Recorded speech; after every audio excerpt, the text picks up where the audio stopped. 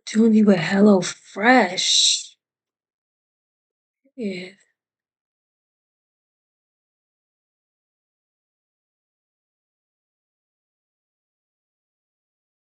Well, how do you do it? I don't know. Let me get back to where now I'm lost. Hey, where's my? There I go.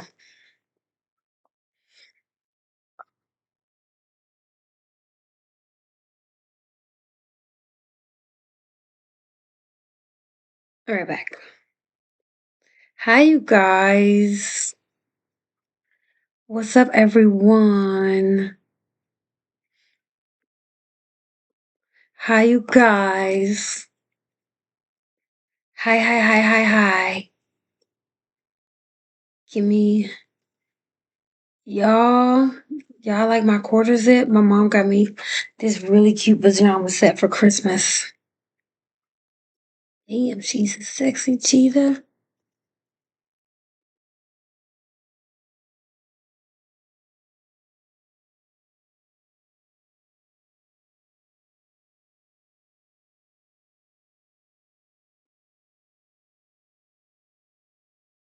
Yeah, good. She's a sexy cheetah. My hair smells really good.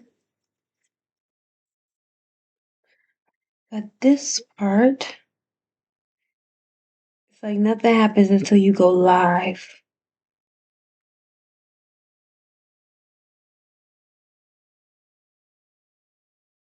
She's a sexy cheetah. Oh, how are you feeling? Are you feeling better?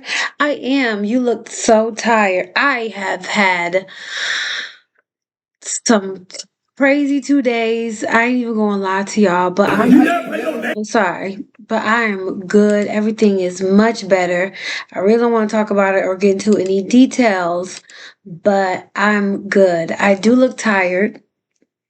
Um, but I'm good. I missed you guys. I'm happy to see you guys. What's up? What's up? Hi, Dixon. How are you? So, hey, Charisma. I had a time. Okay, thank you. They don't look presentable right now. But my mom got me this really nice pajama set. It's a little too big, but I really like it. It's cute. Hi, hi. I don't have I'm never ready. I'm never ready. I got some funny videos for us to watch. I'm pissed. Security won't let me in my what? Why won't they? Hi, Roscoe. I'm okay. Hi. I haven't really been vaping like that. This vitamin, like I've been vaping, but I've cut back a lot of vape. Like y'all be proud of me. Like the vape is cut back. Thank you so much for the taps. Maya's in the house. Bigger is better than I'm fitting. Yes, it's really nice. I think my mom got it from she either got it from Target or Marshalls or one of them. Ill fitting, yes. Yeah, then those ill fitting women that we saw the other day. So I got some content for us to watch and let's hang out. And if y'all want to watch anything that y'all want to react to or want to watch together, please let me know. Because I be searching on the web thinking like what y'all will like and then I just save it. I try not to watch it before I watch with y'all. Um just so we can hang out. So I got a couple videos for us to watch and I hope you guys enjoy them. Let's see. First segment is TV's most disturbing reality shows. I don't know. You're sweaty or is that lotion? This is lotion pretty much. I'm breaking out. Like if you could see, I'm breaking out. It's one of the most controversial reality I shows got of my all brew. time. I think maybe the biggest Y'all, thing that I've had the craziest 2 days. The craziest 2 days. Please hit the like if you don't mind, and if you could hype me up, I I don't would like about the appreciate it. show is that it seems to manipulate the contestants. It's upsetting in a lot of ways what this producer and all the people who worked for him did to this poor guy? I don't know what your Proud of you. values Thank you, are, but Dixon. certainly Thank the you, show does baby. not fit in any set of Leave values. it to like if you don't mind. Most reality shows are about singing, cooking, or dancing, but others were created just to shock or disgust viewers. Some of these shows were so bad, Mainstream? viewers I sued might. the network for airing them. Today we're The diving doctor gave me a pain. Hey, hi guys. The doctor gave me a pain medicine for my finger. So I might take it and do a sleep stream. into the worst. We'll look at And TV's just most sit here and disturbing we just fall reality asleep shows, together, starting 'cause from the these least to pajamas the are most so shocking. So my comfortable. goal this year is to give you guys double the The amount of cord is videos zipped. without sacrificing quality. And in order for me to do that, we got to keep Visual Venture growing. Hey, So Destiny's 75% of you guys Channel. aren't subscribed, and it would mean the world to me if you did. And I promise to give you more fire content on I Visual miss you Venture. guys too. You are Please, awesome. no sleep MILF stream. Manor. Girl, Google they used to MILF love Manor me for and the you'll see sleep headlines stream before like you MILF came. Manor is the worst thing I watched this year. MILF Manor is a show that should not exist and everyone involved is going straight to hell. remember And this people show. I might have watched- not been I watched a overreacting. Their biggest reactor problem was the watching show's it. insane concept. MILF Manor was a dating show that premiered in January 2023. It followed 8 women in their 40s and 50s who wanted to date younger men. So the producers handpicked a group of guys who seemed like not a perfect robe. matches. It's a two-piece Please head pants to the and a house shirt. where you will meet it's a the quarter new men zip. in your life. Let's go! But as soon as the guys walked out, the show took a disgusting Pew turn. pew. Pew pew. That's my mom right there. These weren't just they're random comfortable. young men. They were the contestants' own sons. They were the sons of the older women. That meant that every son had to watch his mother flirt, I kiss, remember and this, date and he right looked in just like front his of him. mama. And the moms had to watch their sons do the same. I knew my son Gabriel was I going would to be in love Mexico. to watch this with you guys. Oh my god, the cringe on my skin. Oh, the cringe. I would love to watch With me. this I with thought he y'all. was going to be on a separate dating retreat. Mom's But pretty. He's in my dating pool. Is she But black? that was just She the cute. beginning. Instead of giving everyone separate rooms, the producer Mom- forced each mother and son to share a bedroom. So if a mom She wanted looked black. alone time with one of the other guys, look at she her had to mom. kick her son out. Viewers were horrified, calling the show demented and weird. However, for the mothers and sons on the show, the experience was worse. By the second episode, one of the sons was Two- left legitimately two girls could do traumatized that. after finding out what his mother did. The But producers needed to two keep guys the can't show do that. exciting, so in every episode, contestants were forced into awkward challenges. mom and in a mom- episode a 2, mom they and a had to daughter guess could do each that, other's but, inappropriate you know what I'm saying? secrets. That And a dad and a daughter can do that for sure. Mm. I think it's more weird son and mom because it's like your mom and your son. Could I do that with my dad? I think me, I will be more easy for my dad getting his. I think that's weird. meant that sons had to sit there and listen to their Why do I have to mom's share a bedroom room? And I think experiences you and could vice easily, versa. Obviously, it did not end well. During the challenge, it's one of the sick. moms confessed to doing something with her son's best friend. Okay, my secret I remember is this I sleep clip. with your best friend. He's cute too. The son was speechless. He later told the show producers that he felt traumatized by the savage news. This is something I never saw coming. I did not expect this at all. 0%. That scene went viral and got everyone talking. Someone tweeted the pain in his face That's when his mom disrespectful. reveals her She coulda secret. lied. MILF Manor is going to ruin these families. But instead of hurting the show, the negative publicity Mom helped in it the green grow. right Soon, here, Black MILF Manor Queen was look one of good. the most popular shows of 2023. It was a train wreck, impossible to watch, yet impossible to look away from. This tweet said it These are best. freaky. MILF Manor being the single most demented, sick, and and I twisted bet it was a black boy too.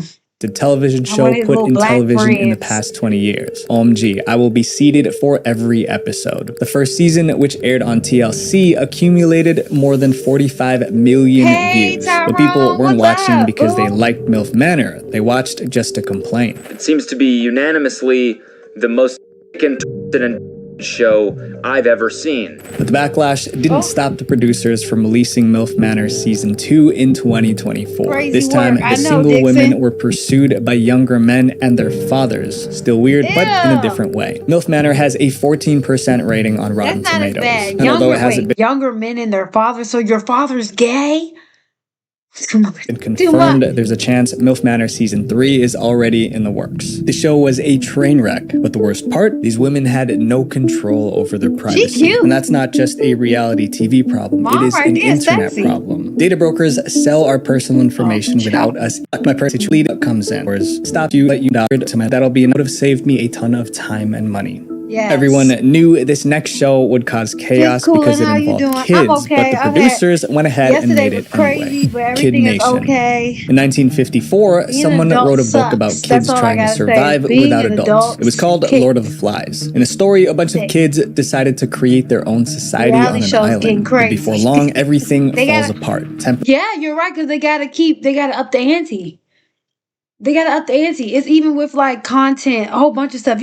We see so much, you gotta up the ante. This in our grandparents' day and age, what we see will blow their fucking mind. Shit, sliced bread will blow their fucking mind. Well, not sliced bread for our grandparents, but you understand what I'm saying? Like they gotta keep the ante up. They gotta shock us. They gotta, we're not, and you know what I'm saying? And they probably was saying that back in the day too. They just had to keep up in the ante. There's flare. They turn on each other and their society descends into chaos. These So poor everyone was children. shocked when CBS announced a reality show about kids building their own society. They called it Kid Nation. And no surprise, it was a complete disaster. I've heard about that, but I've never seen Kid it. Nation was filmed in an empty town in New Mexico. 40 of America's smartest children were dropped off and told to run the town for 40 days. There were no Okay. adults to help them, just a That's camera cute. crew who stayed out of the way. The kids were between the ages of 8 to 15. Okay. Imagine a world with no adults. Just 40 kids with a chance to build their own society. Our work is cut out for us. City kids, country kids, rich, poor, and everything in between. At first, it felt like an adventure. The kids were in charge, making their own rules. That's But then cool. everything started to go wrong. The problem started year was on this? day You look one. old. As soon as they arrived, This look the like I kids was were a kid given during their this time. first Why they ain't physical call me? challenge: haul all of their food and supplies Oh, to the shit. abandoned town in the middle of the desert heat. But that was Oh. just the tip of the iceberg. I'm not gonna be with my parents. There's no adults. And so cute. I think I'm gonna die out here because there's Old nothing. now. When it was bedtime, they were given paper-thin, dirty mattress pads to sleep on. Food wasn't any better. They were only given canned goods and dried beans and had to learn how to prepare their own meals. Well, when we first started planning for dinner, I realized that a lot of us haven't done anything like this before. Then there was the issue of medical care. With no parents around, they were left to treat their own injuries. Medics were on standby, but they only stepped in when things got really bad. With each passing day, Kid Nation got more chaotic. Kids ate with their hands because there were no clean dishes. Fights broke out, and someone was always complaining about something. I don't see any food. No food. Uh-oh. It looks like all our laundry and all our water is frozen in. But instead of stopping the show, producers just recorded the chaos. I And then love the it. police arrived to shut it all down. A Thank few you, weeks into Jacquees. filming, What's New up? Mexico officials received an anonymous complaint Why about the keep calling you conditions at Kid Jacquees? They Nation. look like When Jacquees inspectors to me. showed up to My investigate, they were exact- turned away several times. Eventually, the show's Jacquees? producer What are were your able to get names? law enforcement to back off. So, the mayhem continued. I think the town definitely really needs some law and order because the people are just doing whatever they want, whenever they want. Yeah. The kids y'all gotta formed get their own together. government by electing a town council, but all it did was create new problems and fights. I find that really funny that you say you were nice to everybody on day one. You treat me like I'm not gonna treat you good. The show lasted 6 weeks, but if things got too intense, any 6 child weeks could a long choose time. to go home. So 3 kids quit before the show officially ended. Kid Nation finally aired on CBS in September 2007, and it caused an Oh, I uproar. could have been on this show. I could have been on this show. I was a kid in 2007.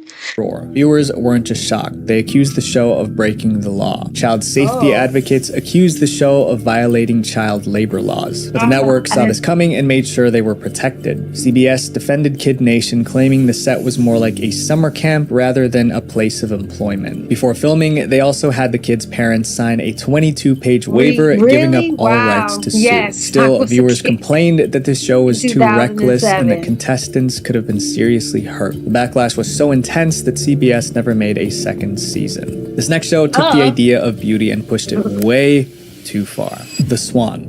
What happens when you mix plastic surgery My mom used to watch the show. and beauty pageants? You get this horrible This was show. my The Swan show. was I a wanted to do reality this show show where when I women got got older. plastic surgery to 'Cause I was compete in fat a back beauty then. pageant, and every step of the process was recorded for the world to see. But Damn, what aired you on were TV too was so damn old. I was unsettling, not it was too called damn the most old. I was sadistic just right, reality girl. series of the I was decade. just Each right. episode began with the show selecting women they called ugly ducklings. I've got hair. I feel completely unbearably disgusted with myself. For 3 months, these women Girl, your went through an hormones are extreme just imbalanced. I makeover with used a to team have that included a hair. personal trainer, therapist, dentist, Hair. and cosmetic look at these surgeons. But the biggest sideburns. part of their This is what you call a real woman, okay? Look at these sideburns. These are the sideburns of a real woman. Okay, these bitches be getting wigs to. If I really wanted to, shit, I could. Man, it's a little nappy right now. All I need is a little bit of chop, bald spots. Bitch, look at these motherfucking baby hairs. Okay, please. transformation involved plastic surgery. I like girl sideburns. Women went under Thank the knife you. for I could- dramatic transformations, going from ugly ducklings, that's the phrase the show used, to beautiful swans. Contestants my got hair. new That's why my noses, hair is cheek all fluffy. implants, lip injections, and All this other good- jobs, all good- done at the same time. It was all this good African American. Yes. A little bit of slave master, but it's African American. wasn't fun. Contestants were pressured into surgeries they didn't want. One woman was scolded by one of the plastic surgeons for refusing a nose job. Another woman felt I don't wanna get a mounting nose pressure job. from the show to continue getting more work done to her body. But things didn't get any easier after the surgeries either. For 3 months, contestants were completely isolated from their friends and family, only allowed brief phone calls each week. But the strangest part was that they weren't allowed to literally see themselves. That's Every scary. mirror they came across was covered. On top of that, they endured These intense producers are workouts, strict amazing. diets, and therapy sessions. If they didn't keep up, the coaches would tear into them. One contestant was harshly scolded just for ordering cream cheese. It was a complete emotional shock. At the end of the 3 months, their final transformation that. was revealed. It was like going Oh, to I bed and remember her waking up episode. looking She like looked a good. different person. I remember. Oh yeah, and then they had a pageant. No way. This was my show. I was insecure. Oh my god. They look cute. But the show wasn't over yet. Each season, 9 Yeah. contestants were chosen to move on to the Swan Beauty Pageant. Those who didn't Yes. qualify This for was the good pageant were TV, simply child. sent home with This no was further good support. That was pretty cruel TV. considering they just went through They don't life-changing do it like this no surgeries. more. And the people that they bring onto the show Oh, I love him. to undergo all these procedures do have sometimes profound psychological issues that they Yeah. need help to work through. And this is not something that you can do in a 2.5-month program. Some contestants Mm-hmm. later said they struggled with depression after the show ended. But the show didn't love care. him. They focused on the women who made it to the Swan pageant. gotta go And to for the those shower women, or I'm well, just things gonna- didn't No. get any better for them either. Instead of celebrating each contestant's journey, I the just show got out the turned their shower. transformations Oh, I into a remember her. competition, adding more pressure to an already stressful experience. And we've been, relying on each other, and then all of a sudden they're going to pit us against each other, not by our choices. The Swan pageant was a standard beauty contest with categories like evening gowns, Hey. swimsuit, and lingerie. Whoever it was You could do. They proven no matter what man do, God got the final say. consider the most transformed woman at the end was crowned the winner. You used to watch these shows too. Charisma, you be hating. Oh yes, yes, yes, yes. The first season premiered in April 2004, and it was I'm a hit, 12 averaging years old. 9.1 million viewers a week. Despite the high ratings, it also received a watching it. I ton was of a negative kid. comments. The show stirred a major controversy, particularly over the ugly duckling crowd. Critics called it hurtful and repellent. Mental health experts said it promoted dangerous beauty standards.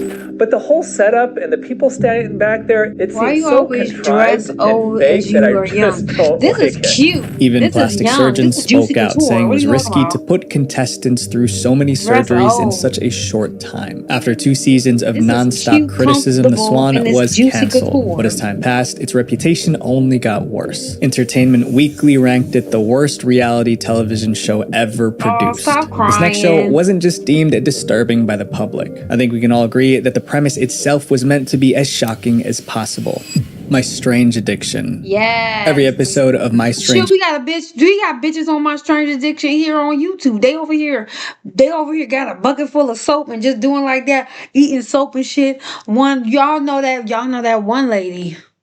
Addiction was either tragic, creepy, or shocking, sometimes all three. The show traveled across the country searching for people with the strangest addictions imaginable. The producers didn't want common struggles like gambling or substance use. They wanted addictions that would shock viewers to the core. And for 6 seasons, My Strange Addiction delivered exactly that, showcasing the strangest addictions ever seen on TV. One of the most unforgettable episodes followed a woman named Cassie. She recently lost her husband, and in her grief, she became addicted to eating his ashes.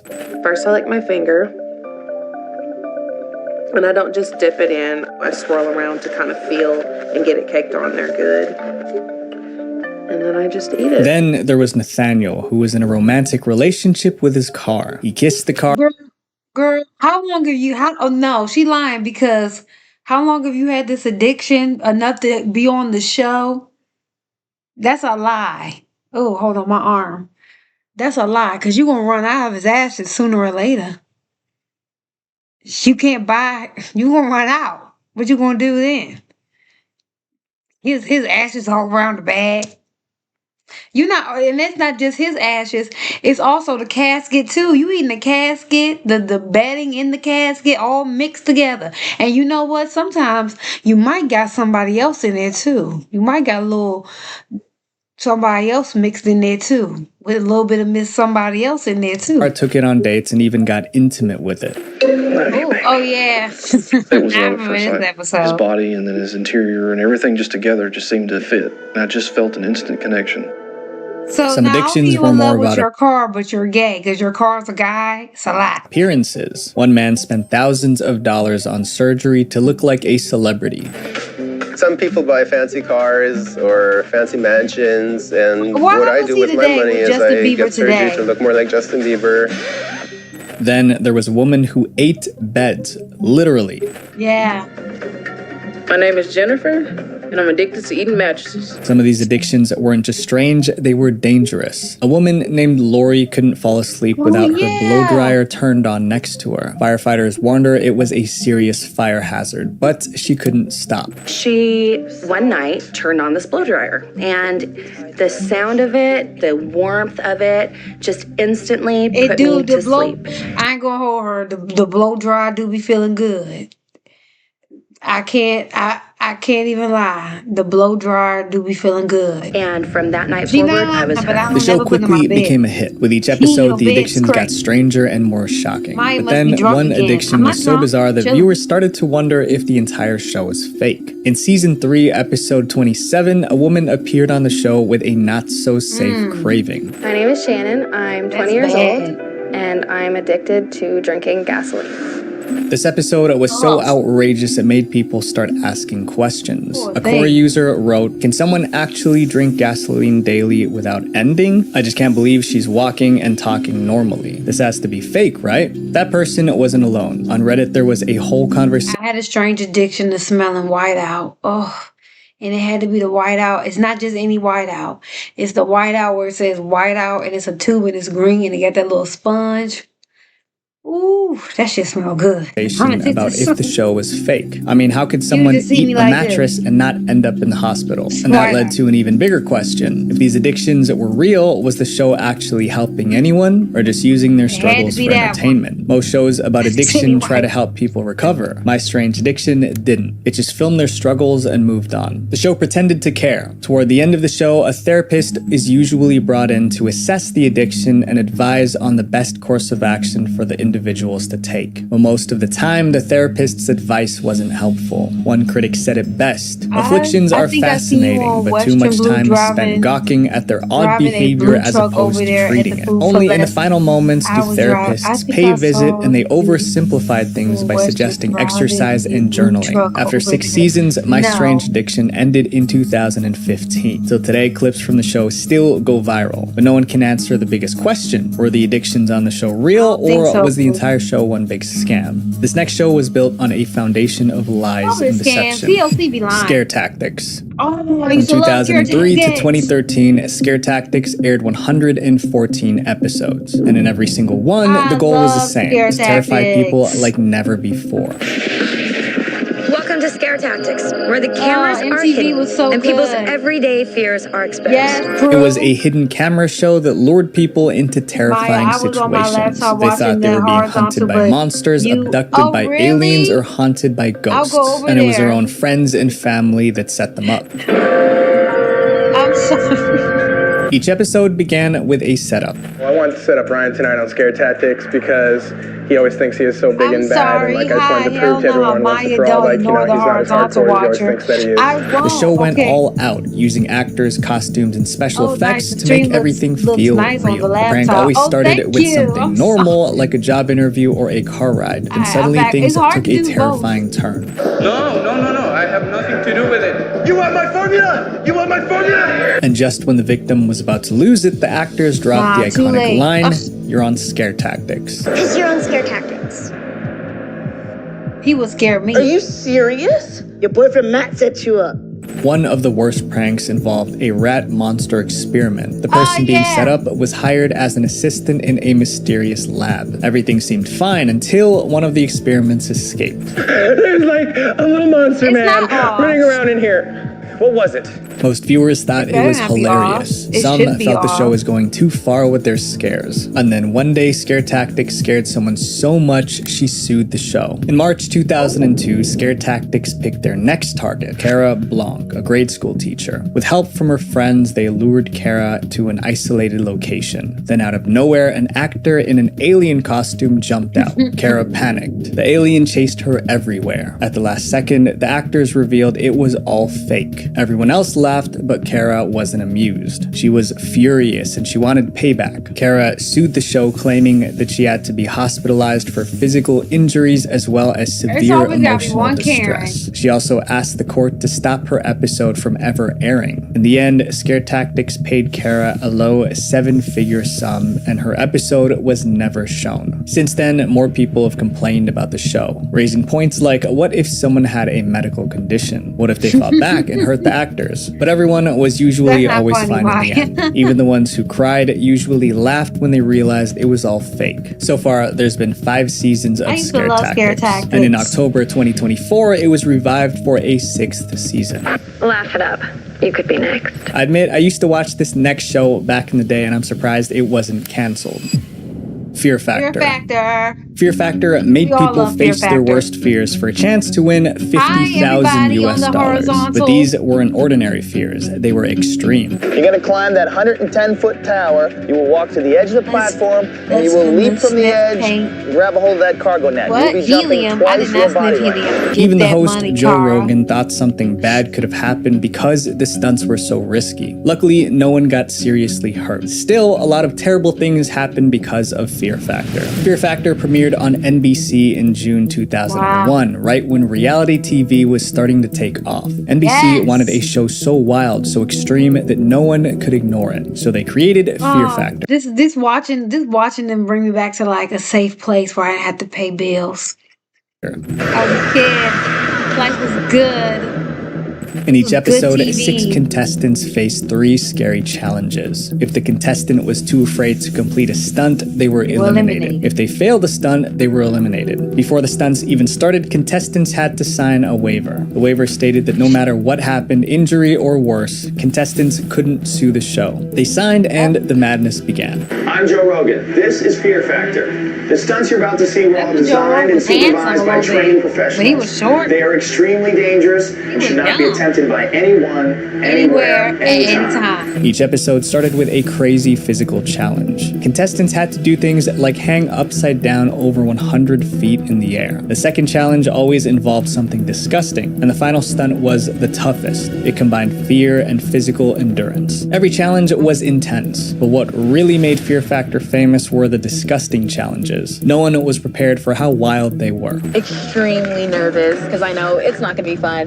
It's gonna be terrifying. In one episode, contestants had to eat sheep eyes. bitch. The camera zoomed in, capturing every gag and chew, but they were just getting started. Come on, harness my man up. Give him a helmet. Let's go. Let's do it. Put a helmet on him. When you have people fly cars across a train, a moving train, okay, there's risk involved in that, right?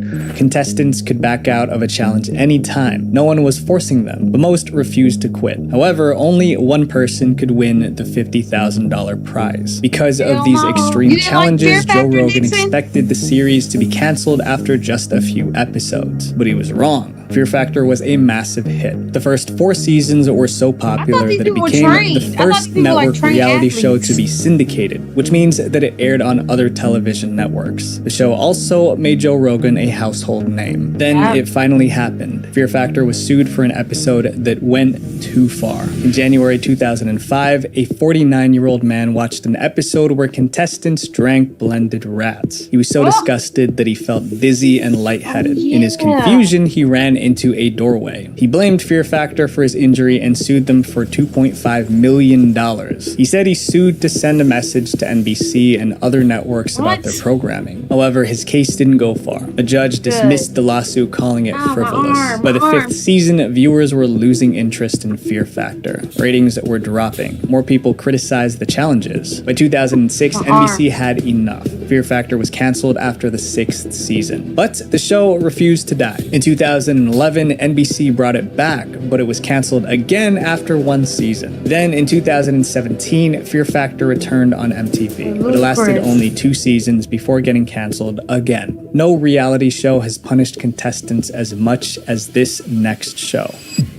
Susumu Denpa Shonen. Reality shows are supposed to be fun, but Susumu Denpa Shonen was more like torture. And I am not exaggerating. It was literally described as this. The whole point was to push people to their breaking point. Every season, new contestants were thrown into extreme challenges to see how long they would last before breaking down. Meanwhile, millions of viewers watched from home entertained. The show ran from 1998 to 2002, and every season was brutal. I was too young to watch Season 1 was the worst. The first season aired in January 1998. It was called Denpa Shonen: A Life in Prizes. The contestant was a 22-year-old man nicknamed Nasubi. The producers wanted someone desperate for fame, someone willing to take on a mysterious challenge without asking too many questions. Nasubi was perfect. He was an unknown comedian trying to make it big. When producers offered him the opportunity to be on TV, he figured it was his big break. Since it was a new show, the producers explained the rules to Nasubi. He would be locked in a tiny apartment without furniture or appliances. He would have no food, no clothing, and no contact with the outside world. His only way to survive would be by entering magazine sweepstakes and winning prizes. How do people come up with shit like that? I wish I had a way to come up with shit like that. How do you come up with shit like that for a TV show where this man is locked in a room for a certain amount of time? The only way he could survive is to enter into sweepstake contests like on boxes and shit. How do you come up with that? Enter contests where you had a chance to win prizes, but there's a catch. The prizes are completely random. You could enter a sweepstake hoping to win a car, but instead you might win a box of ramen noodles. You never know what you're going to get. That was Nasubi's reality. Before he was all that, he was on Fear Factor. Fear Factor was how we were introduced to Joe Rogan, baby. If he won food, he could eat. If he didn't, he went hungry. If he won clothes, he could wear them. Producers told Nasubi he would be released once he won 1 million yen worth of prizes. That was equivalent to around $8,000 at the time. They also promised the footage wouldn't be streamed live. Instead, they would record everything, edit it down, and turn it into a television special. But that was a lie. It was like a real-life Truman Show. It was broadcasted live. Unbeknownst to him, the show was broadcast weekly across Japan to more than 15 million viewers. Nasubi thought he was signing up for a challenge. Instead, he became the subject of a twisted social experiment. Nasubi expected to win 1 million yen in prizes in a couple of days. Then he would be released. But days turned into weeks. Weeks turned into months, and he wasn't winning much. Viewers watched as Nasubi filled countless sweepstake entry forms, celebrating with a dance each time he won a prize. crazy. Unfortunately, most of his prizes were bizarre or useless in his situation, like a tent too large to unfold in his room or a bicycle without any space to ride. He barely won food. He sometimes went days without eating, and when Asobi finally won a piece of meat, he was overjoyed. How you win meat? Save it. He also had no human interaction, so he talked to himself and the camera. After a couple of months, it seemed Nasubi was slowly losing his mind. All this time, he had no idea that 15 million viewers around Japan were watching his every move. What you talking about? Nasubi knew the door was open and that he could leave if he wanted to, but he kept going, determined to reach his goal. At first, I was excited, and I was thinking about all kinds of things, like how to do something funny in this space.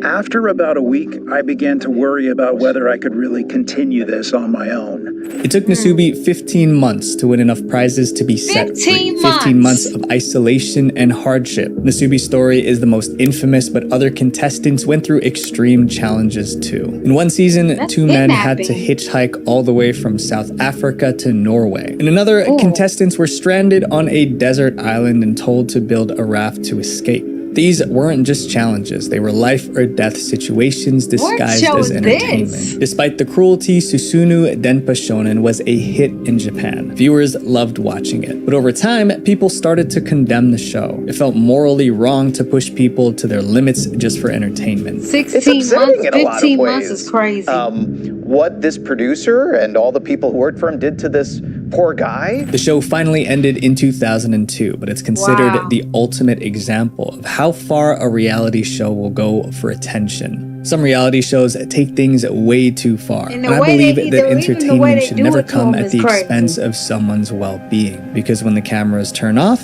the damage stays. Visual Venture. If you guys like this video, you guys would probably like my video, Documentaries Banned for Being Too Disturbing, right here. Thank you guys for every— Let's watch this one. Hold on. Let's watch this one. This sounds interesting. They interesting. I'm hungry.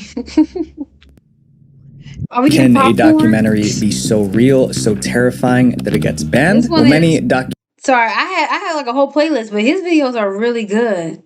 Y'all want to watch documentaries banned for being too disturbing? Because I'm interested. Documentary films have been banned for that exact reason. But it makes you wonder, what's in those documentaries that makes them too disturbing to watch? These are documentaries banned for being too disturbing, ranked from the least shocking to the most shocking. I'm Visual Venture, and you are awesome. Mondo Kane. Thank you. When Mondo Kane came out, it was called the world's first shockumentary, and that wasn't a compliment. A shockumentary is a documentary meant to shock and disgust its audience. The more disgusted the audience is, the better the shockumentary. So the question is, what was in Mondo Kane that made it so disgusting? Krispy Kreme donuts. Ooh, that sounds good. I can bake some cookies. I do have some cookies that I have. I can't get Krispy Kreme. But I have a little bit of cookies. Crenshaw King. Hi, what's up? Hello.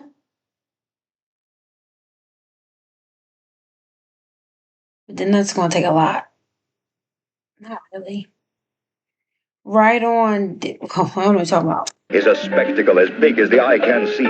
Mondo Kane was produced in 1962 by a team of Italian filmmakers. Initially, they told everyone that they were making a documentary about different cultures around the world. That sounded innocent enough. However, people began to realize that this was no ordinary documentary when they first heard the title Mondo Kane. Mondo Kane is an Italian phrase that literally translates to dog world. But it wasn't just about the dogs, it had a much darker meaning. The director titled the documentary Dog World to show that humans can be just as wild and cruel as animals. In this case, dog world meant a harsh world where people acted like beasts, and like saying a dog-eat-dog world. Mondo Kane wasn't just about different cultures from around the world. It focused on the most violent and disturbing practices. It was a collection of footage displaying mankind at its most depraved and perverse. Once the documentary was ready, posters popped up all over Italy, inviting people to watch it in theaters. Hurry, hurry, hurry! They're just in time, friends, to see the most sensational,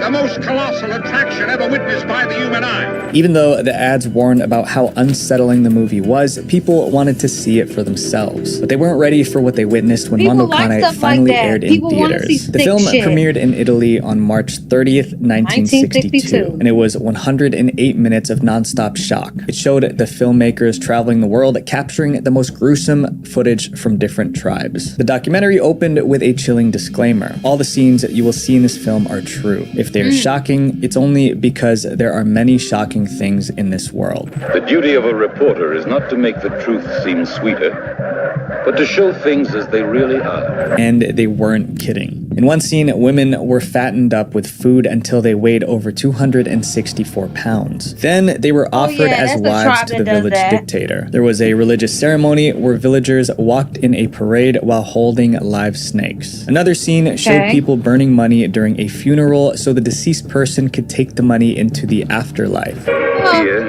after hundreds of dark centuries, men discover for the first time in their lives that they have a doubt. The film also included scenes of animals being treated badly. Mondo Cane definitely delivered on its promise. It was shocking, disgusting, and soon everyone was talking about it. Mondo Cane. People all over the world are talking about Mondo Cane. For Mondo Cane has more in it to talk about than any picture ever before seen. But the same thing that made the documentary famous also led to its downfall. When Mondo Cane became the talk of the town, it also generated a lot of controversy. The first problem, critics hated it. They called it gross and uncivilized. And with very graphic scenes, it's easy to see why. But that wasn't the only issue. Soon, people started to wonder if everything in the documentary was actually real. There were rumors that some scenes were staged or edited to make things look worse than they really were. The filmmakers were also accused of exploiting the tribes they filmed. Critics said they were only showing this footage to make money without caring about the cultures they were showing. And as more people watched it, the backlash got stronger. Many countries banned the documentary. For instance, Mondo Cane was banned in the UK because some scenes showed animals being treated inappropriately. The filmmakers defended their work, saying that they were just showing the world as it really is. Now, more than 60 years later, Mondo Cane is still one of the most disturbing documentaries ever made, and it's still banned in many places to this day. This audience review on Rotten Tomatoes says it best. This is still the quintessential shockumentary. If you have a strong stomach, watch this flick, but if you have any hesitations, hold back. Mondo Cane was so strange that people called it crazy, but this next documentary actually featured people who were diagnosed as crazy. Mondo Cane and these documentaries to come show us an unsettling view of the world. When the world feels overwhelming, something as simple as enjoying a meal without the stress of cooking can make all the difference. Be honest, guys, I don't cook. I mean, I guess if it's nutritious, you guys, and 20% off your next month of orders with my discount code VISUAL50. Big thanks to Factor for sponsoring this video. Titicut Follies. Imagine spending 29 days inside a mental hospital in the 60s filming everything you see. That's what happened in 1966 when the crew of Titicut Follies recorded 80 hours of raw footage showing what happens inside a mental hospital. But before the public could see what they filmed, the documentary was banned. There were powerful men who tried so hard to keep this documentary buried. But why? The story of Titicut Follies started in 1966 when Frederick Wiseman made a huge decision. He was going to quit his job as a lawyer and become a filmmaker. Wiseman wanted his first project to be a documentary, but he chose a really weird place to film, the Bridgewater State Hospital for the Criminally Insane in Massachusetts. Although it had never been done before, Wiseman somehow convinced the head of the mental hospital to allow him to film there. But there was one condition. The camera crew would have to be followed by hospital staff at all times during filming. They agreed and the filming began. But if the filmmakers knew the depravity waiting inside the hospital, they never would have gone in. It's not fake. If it's fake, it's fake then. Okay, if it's real, Bridgewater wasn't just any hospital. It held patients who committed crimes but also had serious mental illnesses, making it hard for them to understand right from wrong. Instead of going to regular prisons, they were sent to places like Bridgewater to get treatment. This meant the inmates were dangerous criminals. But when the camera started rolling, the crew was shocked at how helpless these so-called dangerous criminals really were. Bridgewater Hospital was run more like a prison than a hospital. Instead of being treated, the inmates inmates were bullied, humiliated, and neglected by the staff. The inmates were also left in unhygienic conditions. It was clear that the staff had no sympathy for them. One of the most haunting scenes in the documentary showed an inmate being force-fed while a guard made fun of him. Wiseman tried to stay professional even though what he saw deeply disturbed him. The way the patients were treated was wrong, but the staff didn't seem to care that the camera was catching all of it. 60s. With the help of cameraman John Marshall, the two-man team recorded interviews between patients and staff, daily rituals such as the cleaning of patients' rooms, and interactions between the inmates. The crew spent 29 days filming the horrors inside Bridgewater and then spent a year editing the footage into an 84-minute film. The documentary didn't have any narration, interviews, or explanations. It just showed what life was really like inside the hospital, leaving it up to the viewer to make sense of it. When the documentary was finally ready, Wiseman couldn't wait for people to see the truth about Bridgewater. He arranged for it to be premiered at the 1967 New York Film Festival. Everything was set to go, but then, just before the premiere, something unexpected happened. A powerful group suddenly showed up and tried to stop the documentary from being shown to the public. As the premiere date approached, rumors started spreading that Titicut Follies contained unsettling footage of the patients being mistreated. That's when the Massachusetts government realized they could be in big trouble. If people saw the horrible things happening in the film, families of the inmates might sue them. After all, it was the government's job to make sure the hospital was running properly. And so the Massachusetts governor and other top officials took the film to court to prevent it from being shown. Their official reason, they said the documentary violated the patient's privacy and dignity. They also accused Wiseman of breaking an oral contract that was supposed to give the government control over what could be shown. But the director Wiseman wasn't going to give up easily. He wanted the world to see what really happened in the hospital, and he was ready to fight for it. And remember, he was a lawyer before he became a filmmaker. This kicked off a long legal battle between one filmmaker and the Massachusetts government. Wiseman won the first victory when a New York state court allowed the documentary to be shown at the film festival. But ultimately, he was no match for the might of the Massachusetts government. In 1968, a Massachusetts judge ordered Titicut Follies to be pulled from theaters and for all copies to be destroyed, claiming once again that it violated the privacy and dignity of the patients shown in the documentary. This was the first time a movie got banned in the United States for reasons other than obscenity, immorality, or national security concerns. It wasn't until over 20 years later, in 1991, that the court finally allowed it to be released. But there was one condition. The film had to include a statement explaining the changes and improvements had been made in Bridgewater since 1966. The War Game. The War Game wasn't just a documentary, it was a warning. Made in 1965, it showed what might happen if a new... 60s. This is when everybody was so revolutionary and all that stuff. This all happened in the 60s. Do y'all realize it's the third one they say in the 60s? This is when they were really like... But then why y'all were so awesome back then, but then y'all turned to sucky ass old boomers?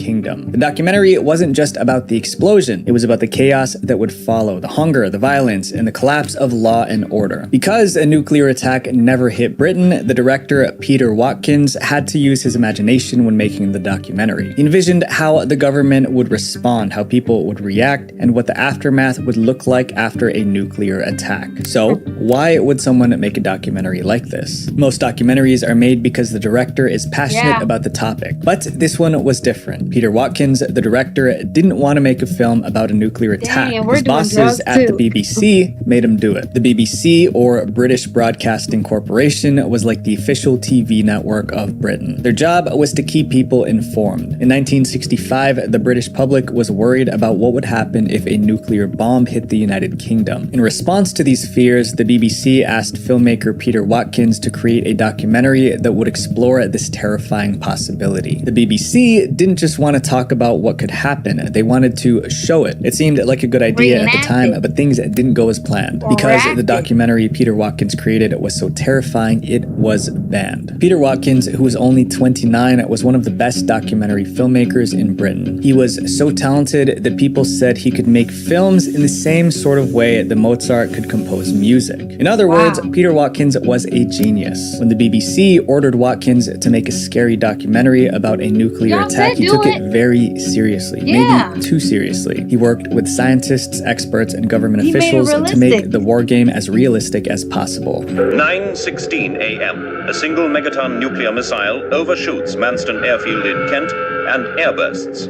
6 miles from this position.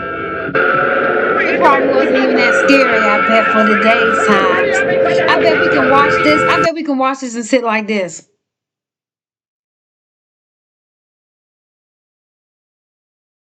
Because we see a lot. The documentary showed people hiding in fear, neighborhoods destroyed, and people becoming ill. There were also scenes of citizens looting shops, firestorms, and whole cities reduced to rubble. Food supplies run out, and the police are armed. Even those who escaped injury go into a state of fear and shock from the things they've seen. Throughout the documentary, a narrator explains how these events could really happen if a nuclear war occurred. December the 25th. How many? A refugee compound in Dover, Kent.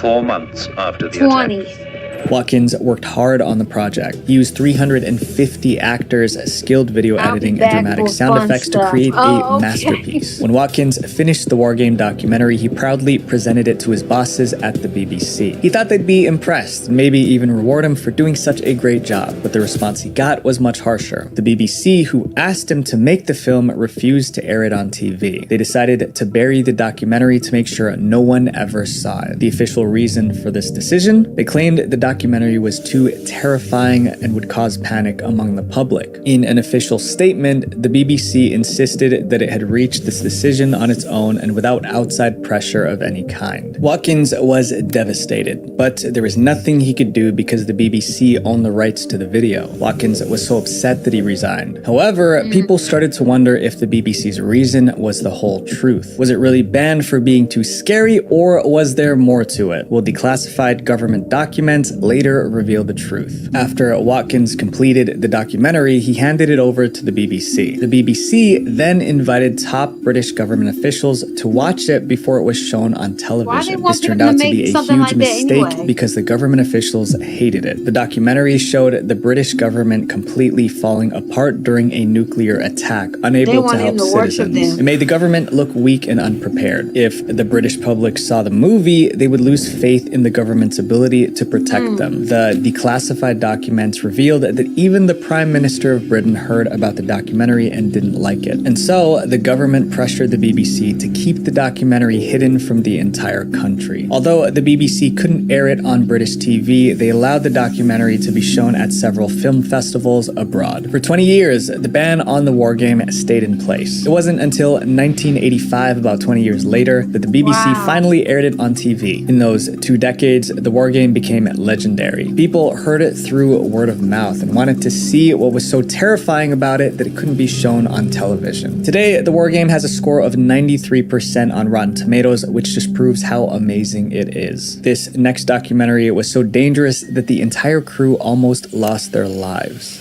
The Cove. The Cove is a disturbing documentary about a hidden cove in Taiji, Japan. A cove is kind of like a small beach surrounded by rocks or cliffs. But why make a documentary about this particular cove? It's because of the awful things that happen there. That's a dolphin's worst nightmare, right there.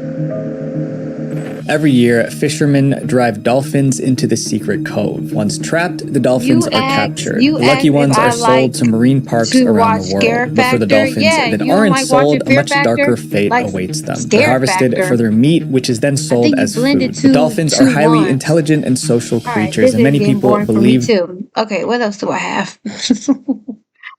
Let's watch something else. I do want to watch this for watching disturbing ones. Where is... Oh, you were out there. It's one of the most controversial reality shows of all time. I think maybe the biggest thing that I don't... I love The Swamp. It's one of the most controversial reality shows of all time. I think maybe the biggest thing that I don't like about this show is that it seems to manipulate the contestants. It's upsetting in a lot of ways. What this producer and all the people who are Ever since the dawn of man, there have been two competing factions I for watched this scam guy capital travel the of the world. world. India with their call centers and tuk-tuk scams, and Egypt with, no, the pyramid's closed today, my friend. Come to my shop, very good shop, good price for you, my friend. And whatever this is. It's free.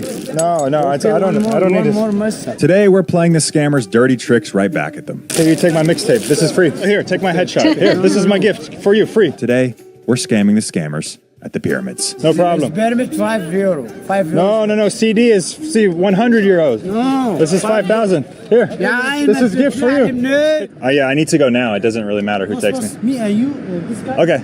To the market going. And then airports? Yeah, only 20. Okay. 20. If an airport. Okay, yalla. Let's go. Looks like a broken window. Super tinted. I can't see anything out of this. Oh my God. All right.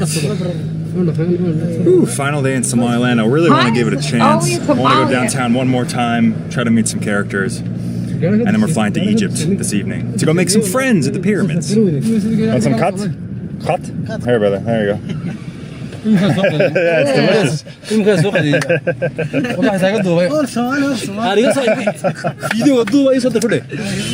Somali style. I have security. Action 8. Your security. Action 8. Outside. Action 8. Action 8. Masala. What? Masala. Ah. Masala دين تقولي. Masala dure dure. Masala دين تقولي. What? Masala دين تقولي.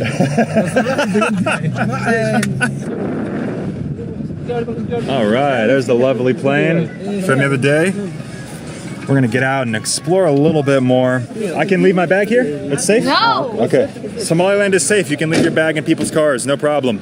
But in the off chance something did happen, it would have been nice to have an eSIM with Saley to stay connected. I was going You wrong actually this trip, ate but not food like you out did in Southeast another Asia man's last spring. I hand. mean, I had I no don't know if eSIM he at washed all. his hands Even if or there was not. a State Right. Department in Somaliland, I wouldn't have been able to contact them, not without the help of a friendly local. Okay, all right, it's fine. Okay, I'm stopping. That's why I'm getting my next eSIM with Saley. Just download the Saley app by scanning this QR. Make the best choice about what plans. They allow you to custom, but use code S. Your Assalam. Make terrible choices abroad. Assalam. Want some cut? One cut? Here, break off a piece. Oh, he didn't have some even. cut. What is No that? problem. You want some? All right. Enough for the boys to enjoy. All right. Bye-bye. It's yummy? All right, bye-bye. They're fucking fiends for the cut. Hi, brother. What is Hi, brother. it? Come here. What's the problem? How are you? I'm good. How are you? Okay. You want some cuts? Yes. No. No, you don't want. What do you do? I'm from America. Are you fine? Yeah, I'm You're fine. How are you? You morning. Yeah. Marhaba. You good morning. For you. Good morning for Good me. morning, Yes. thank you. And for you too. Okay. You never know when they start shouting if they're welcoming you or if they're actively being hostile against you. It's a very fine line here in Africa. Hey man, you want some cut? Yeah, have a little bit. cut? Here, that's yours. All right. I love you.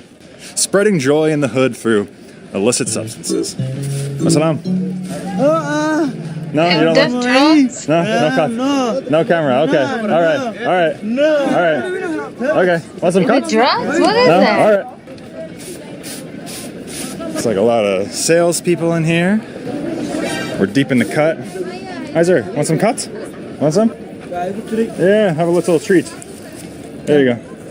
A little treat for you. There you go. Dang. Right, enjoy. All right. Looks like you got a mouthful already. All right, have a little more. Yeah, sure. There, that's yours. You trying to get all Okay, the all right. greedy It's cat. fine. Okay, I'm stopping. Jesus. I'm stopping. All right, I'm leaving. Jesus Christ. All right, well. Some cuts? What's This about has been the an cuts? eventful chain of events here in the back alley. Hello. Hi, brother. All right. Yeah. Hi, brother.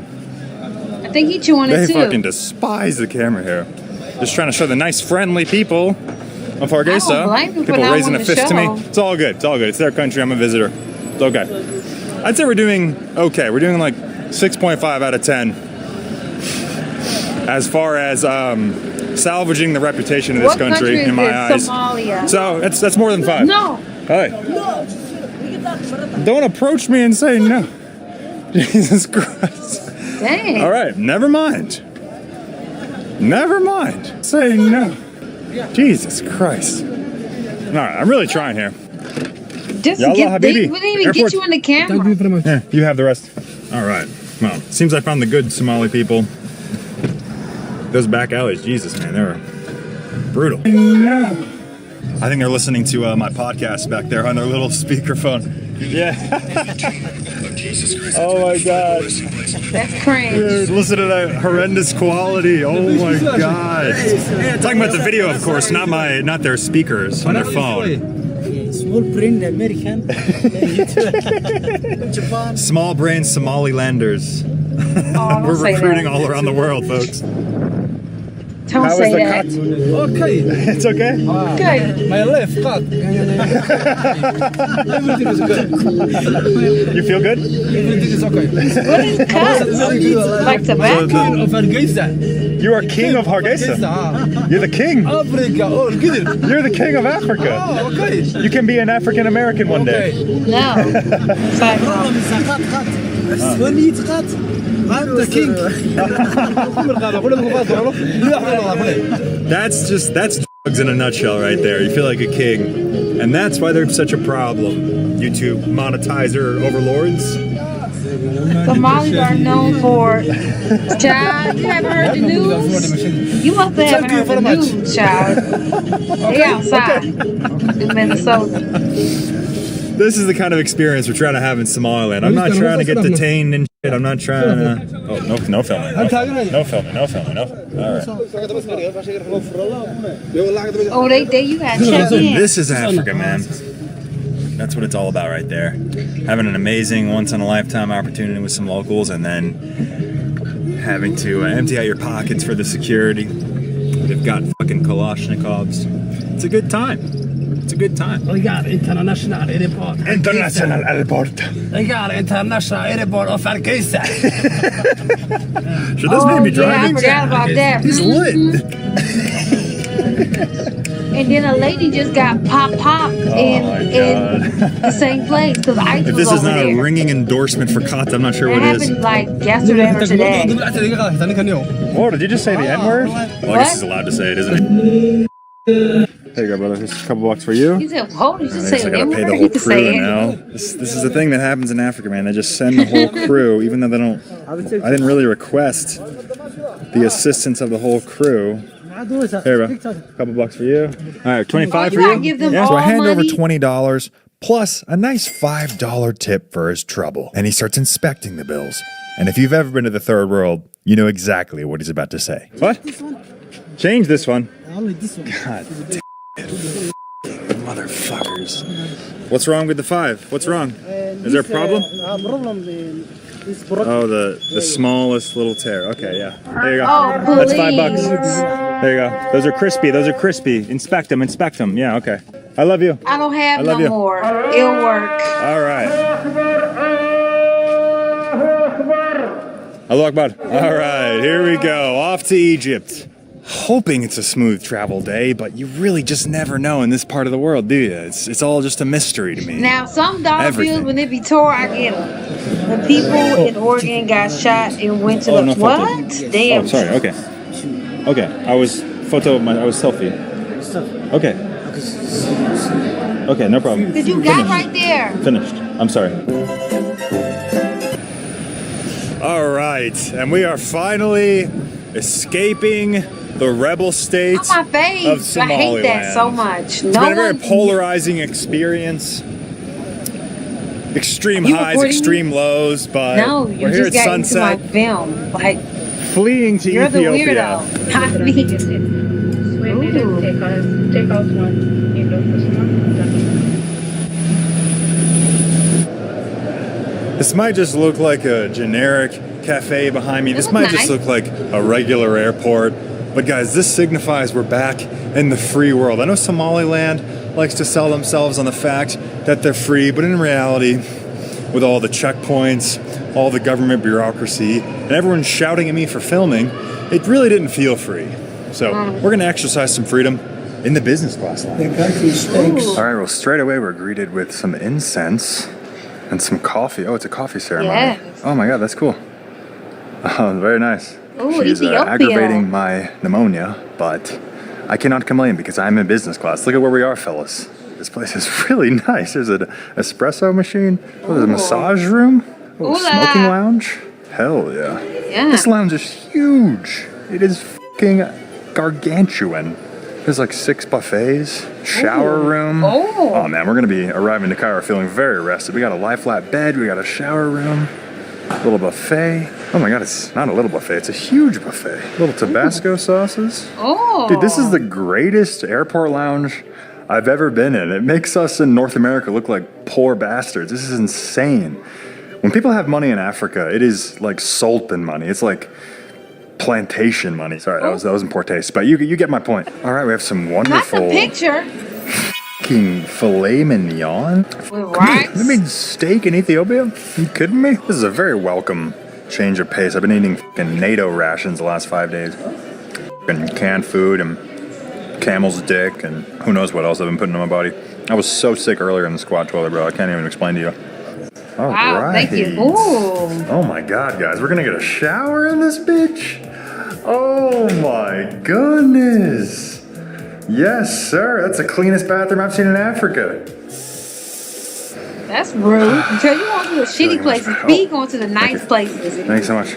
I'm feeling so much better. What started out as a terrible red-eye flight is turning into something magical. I'm clean. I'm about to be well rested. Have you ever had a cow tongue? No. Yalla, You said, Habib. damn, right. Hello.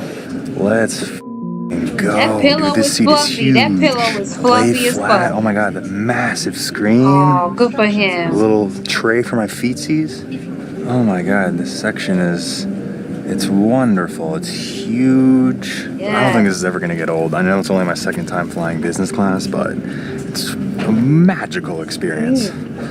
Oh yes. Oh my god, this tray comes all the way out.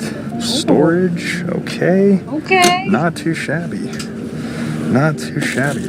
Got some complimentary headphones. Like I said, the only flight from Ethiopia to Cairo was a red eye, so I was like, F it, dude, we ball. Let's just get a nice seat. You know, we'll arrive rested, not hate ourselves, because I think we're in for some real suffering tomorrow in Egypt. Did you get for some drink or champagne? Oh, They cute. Yeah, both. She cute. Together? Can I make it? I like the flight attendant uniforms. That's Thank nice. you. Cheers. Okay. We've changed. We've sold out, We like guys. Ethiopia. This It feels ain't that wrong. damn It feels so good. good, you know?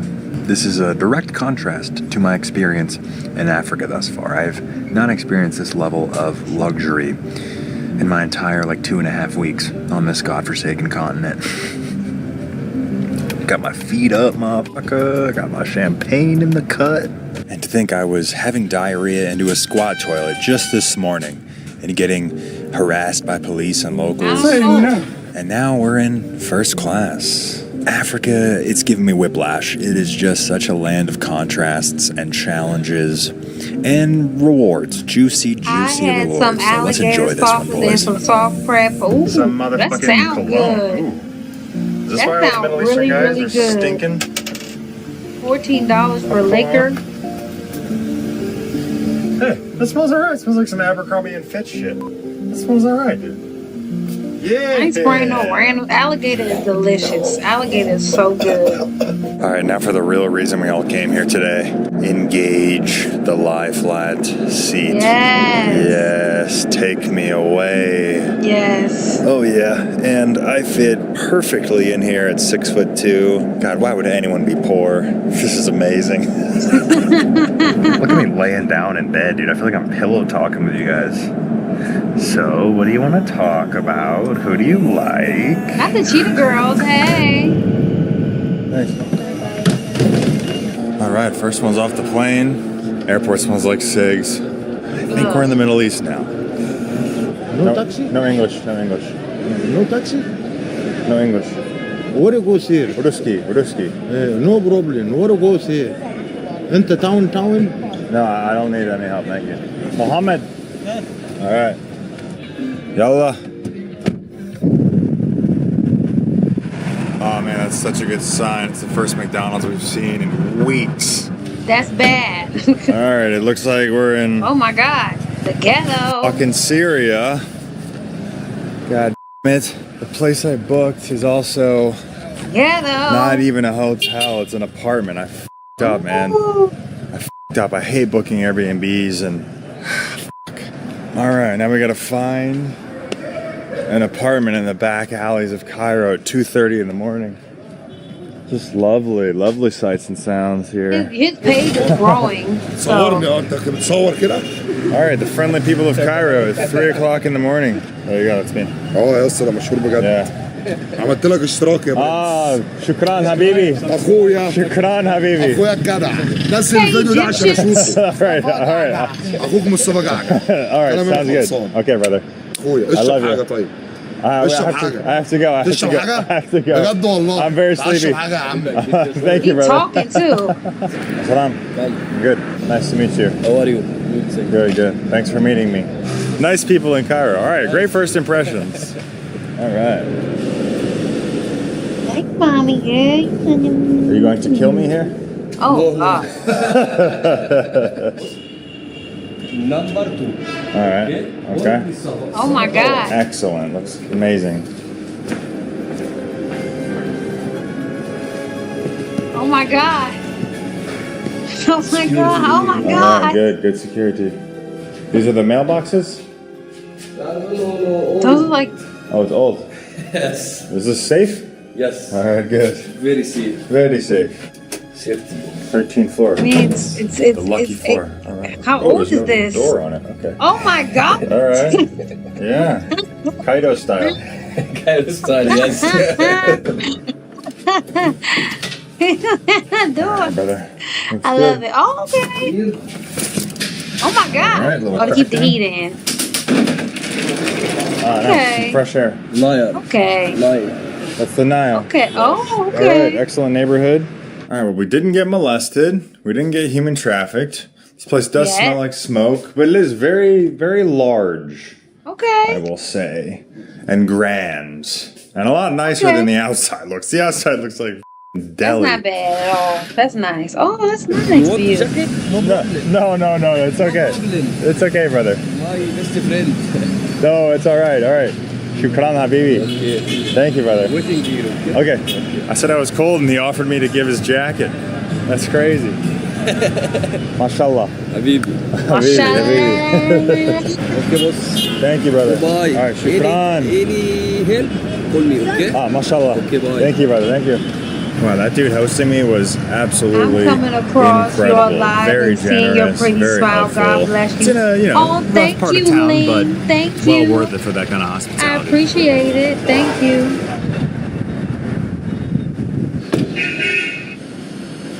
It smells like cum on the street. Oh, Okay, come with me. the hell? What's your name? Ahmed. My What's name your is name? Mohammed. Yes. Oh, look at this luxury. But you have anybody for like maybe like No babies. yes, not wife. What is your Downplay that. Going okay. Tonight. Tonight. I see tomorrow. Yes. Yeah, you'll see her. She's real, I promise. Okay. Wow. Yeah, Sarah picked this hotel out. You can tell the difference between the places that I book and the places that she books. We take our time. All right, now it's time to go get some food if we don't get hit Men by a will just goddamn pick the car cheapest. first. We taking our No. time and picking something like nice. Mr. Rambo. She cute. She got shoes on. Are you following me now? Oh God, it's Oh. begun. It's begun. Oh, God. I'm trying to go enjoy going to my I said she American, cute, she cute, but what's she it called? homeless. Consulate, whatever the fuck. They got matcha? And getting stalked already. Hello, sir. Hello, sir. How are you? I'm good. I'm hungry. We're ready. I need some chicken nuggets. Thank you, sir. Thank you. Don't judge me, all right? I want my comforts. All right, I've been I kinda want some half chicken for the nuggets, last 2.5 too. weeks. I'm hungry right now, McDonald's just has that too. taste of home. You can't get anywhere else. I'm not trying to venture out and eat fucking squid's brain or whatever the fuck they eat here. I just want my McDouble. Okay? I don't want to be challenged right now. There's also something spiritual about the McDouble. It'll send you right back to your childhood play place, McDonald's, where everything was pure and good in the world, and you weren't peeing out of your ass into a squat toilet in a whole African country. Can you show Have me you the name of ever the hotel? watched Black Men, the Traveler? West, that's it. He be all over the world. Spire No, West. I Okay, need to I watch. think I know. No, is he funny? Oh, you don't have to show me. It's all right. No, because if I tell you, you'll not be able to go. I won't Okay. come with you. It's All okay. right. McDonald's All is right, nasty. 3 minutes. Yeah, Okay. but to him, Where it are you ain't from? nasty. The United States. United States? Yeah, brother. Nice. This is my first day in Egypt. Your first day? Actually, Yeah. I worked in a call center. I worked in like outsourced company here in Egypt, call center English with the United States. I quit actually because now I have me and my brother. We have our own He and hotel. pigeon. A lot of people eat pigeon. Like, did One he eat like near a the pigeon pyramid that they and caught one here, and killed? Dang, so or you're like, rich. Like Chef We are Ramsay getting pigeon. rich. You're rich like the pharaohs, bro. No, it's like it's like Dude, I've never seen people drive like this in my life. Like, I've been to Iraq, I've been... People here are crazy driving. No rules at all. Oh, yeah? No rules? No rules at all here in the So we can streets. smoke hash? I'm smoking right now. You want to smoke? Some people actually here can try to scam you, but not all of the people. If you actually walk on the streets, ask for any help from anyone, he will help you. Okay. I'm pretty sure he will help. I've noticed that too, yeah. You're the second Egyptian I've met, and you're a great guy. So. Thank you so much. Yeah, This brother. is the hotel. All He has a right. nice You need anything, smile. He Connor? seems No, sweet. mashallah. so much. Thank you, brother. See you, man. Mashallah. Wow, incredible. Got a private escort to It my may hotel. be good in Egypt though. Not escort in my hotel, private escort to my hotel. You guys still drop me off. It's not coming to the room yet.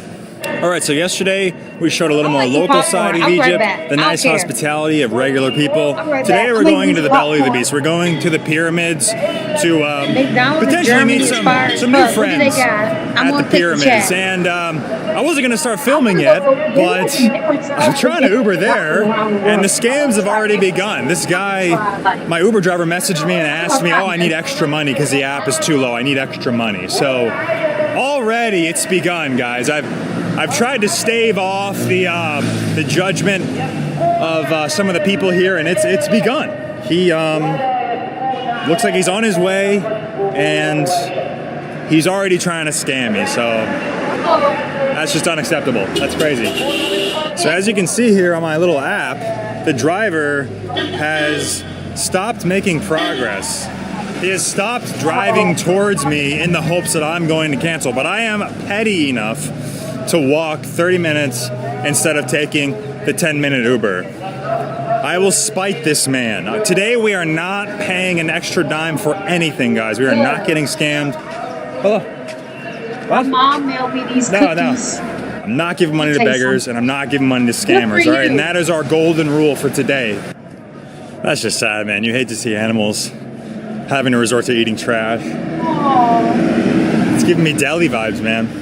Especially right next to the pyramids. You can see him out there. Well, you can't. The make animals espresso. gonna eat trash. No, not this one. Soggy eat a net today. Oh, okay. Like cappuccino. Anna Amriki. One of us. Oh, nice. La. Good. Oh, okay. Ah, smells like piss. We're not gonna hold that against these people, though. They're very Like nice LA. people. How much? Smell like piss in LA. Zero. No, how much? Zero. Why? No, I pay you. It's fine. No problem. This video posted on YouTube? Pornhub. You'll be famous. Like Mia Khalifa. You're famous? Where Khalifa? Just kidding with it. Haram. All right. Oh, you know Shukran, who Mia habibi. Khalifa is. All right, I got a steaming cappuccino. Assalam. How's that getting Kizovich? Oh, shukran. Thank you. People Yallah, think it's habibi. good. Okay, where do you go? To the Giza Pyramid office. Okay, today cars cannot allow pyramids area. You understand? Because very busy and the pyramids area very large. But because the Sphinx is very busy today, I can't go to Sphinx ticket office. Okay. Fayum Gate, no problem. I will go to Fayum Gate. No, I want to go to Sphinx office. It's okay. I will Maybe walk. lying. No problem. I want to go to Sphinx. Sphinx? Yeah. Sphinx is very busy. No problem. I can walk. Okay. I can walk. Right. Oh my god. We haven't even gotten there yet. Hey, Thank you. We haven't even gotten there yet and I'm getting scammed. What the fuck? damn it. The f, bro. Take his license plate number down. Maybe he's being truthful. I don't know. Maybe he is. I don't know. Because the first taxi driver made a whole fucking fuss about it. Let's ask homie over here. We didn't go anywhere. We didn't even leave the street my hotel was on, and we're getting scammed already. Habibi. If y'all didn't leave nowhere, maybe you didn't try scamming. Svinkus? So no taxi. No taxi. Ah, Habibi. All right, maybe I'm the problem. That taxi driver's probably giving the same spiel about me. He's like, this fucking asshole from America came with his fucking latte, thinks he's hot shit, thinks he tells me how to operate in my country.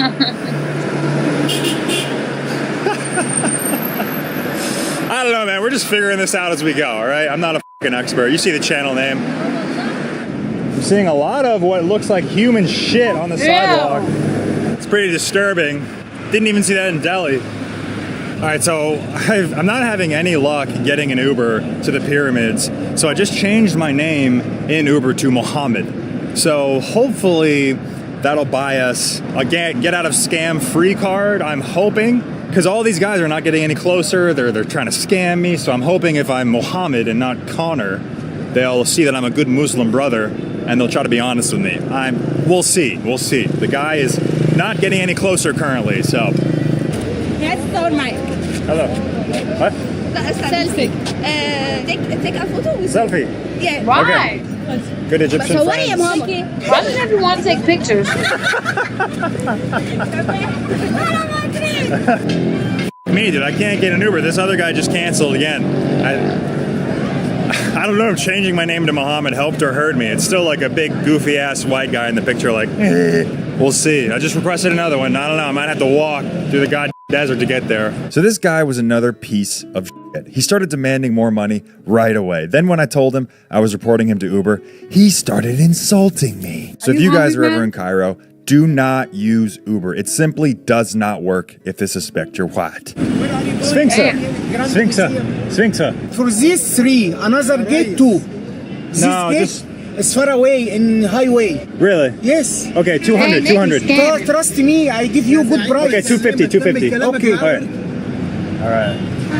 Well, the Uber never picked me up. He was trying to charge me 500 and was calling me a son of a hungry man. So I'm just gonna jump in this random cab and hope for the best. What does that mean? All right, thank you, Habibi. Thank you, Habibi. Thank you. Are you honest, man? Yes. You're honest? I hope. Okay. You tell me I am honest or not. All right, inshallah. Inshallah. Inshallah, Habibi. We shall see. You speak Arabic good. La. USA. Yeah, USA. You are welcome. Thank you, brother. Habibi. If you want to work with me again, you can take my WhatsApp. Yeah. If you want, when you finish, you can send the message said in we not WhatsApp. getting I can come for you. I don't even think the Uber driver has They be canceled yet. scamming. He's oh wait, you know what? He actually did cancel. And he was harassing me. He's like, "You son of a hungry man." That must be like Arabic for something really mean. What does this mean? Is this bad? This not good. Oh, okay. Sorry. You make a video? Yeah. Me in video? Yeah, sure. Okay. What's your name of beach? Mr. Beast. Mr. Beast. Yeah.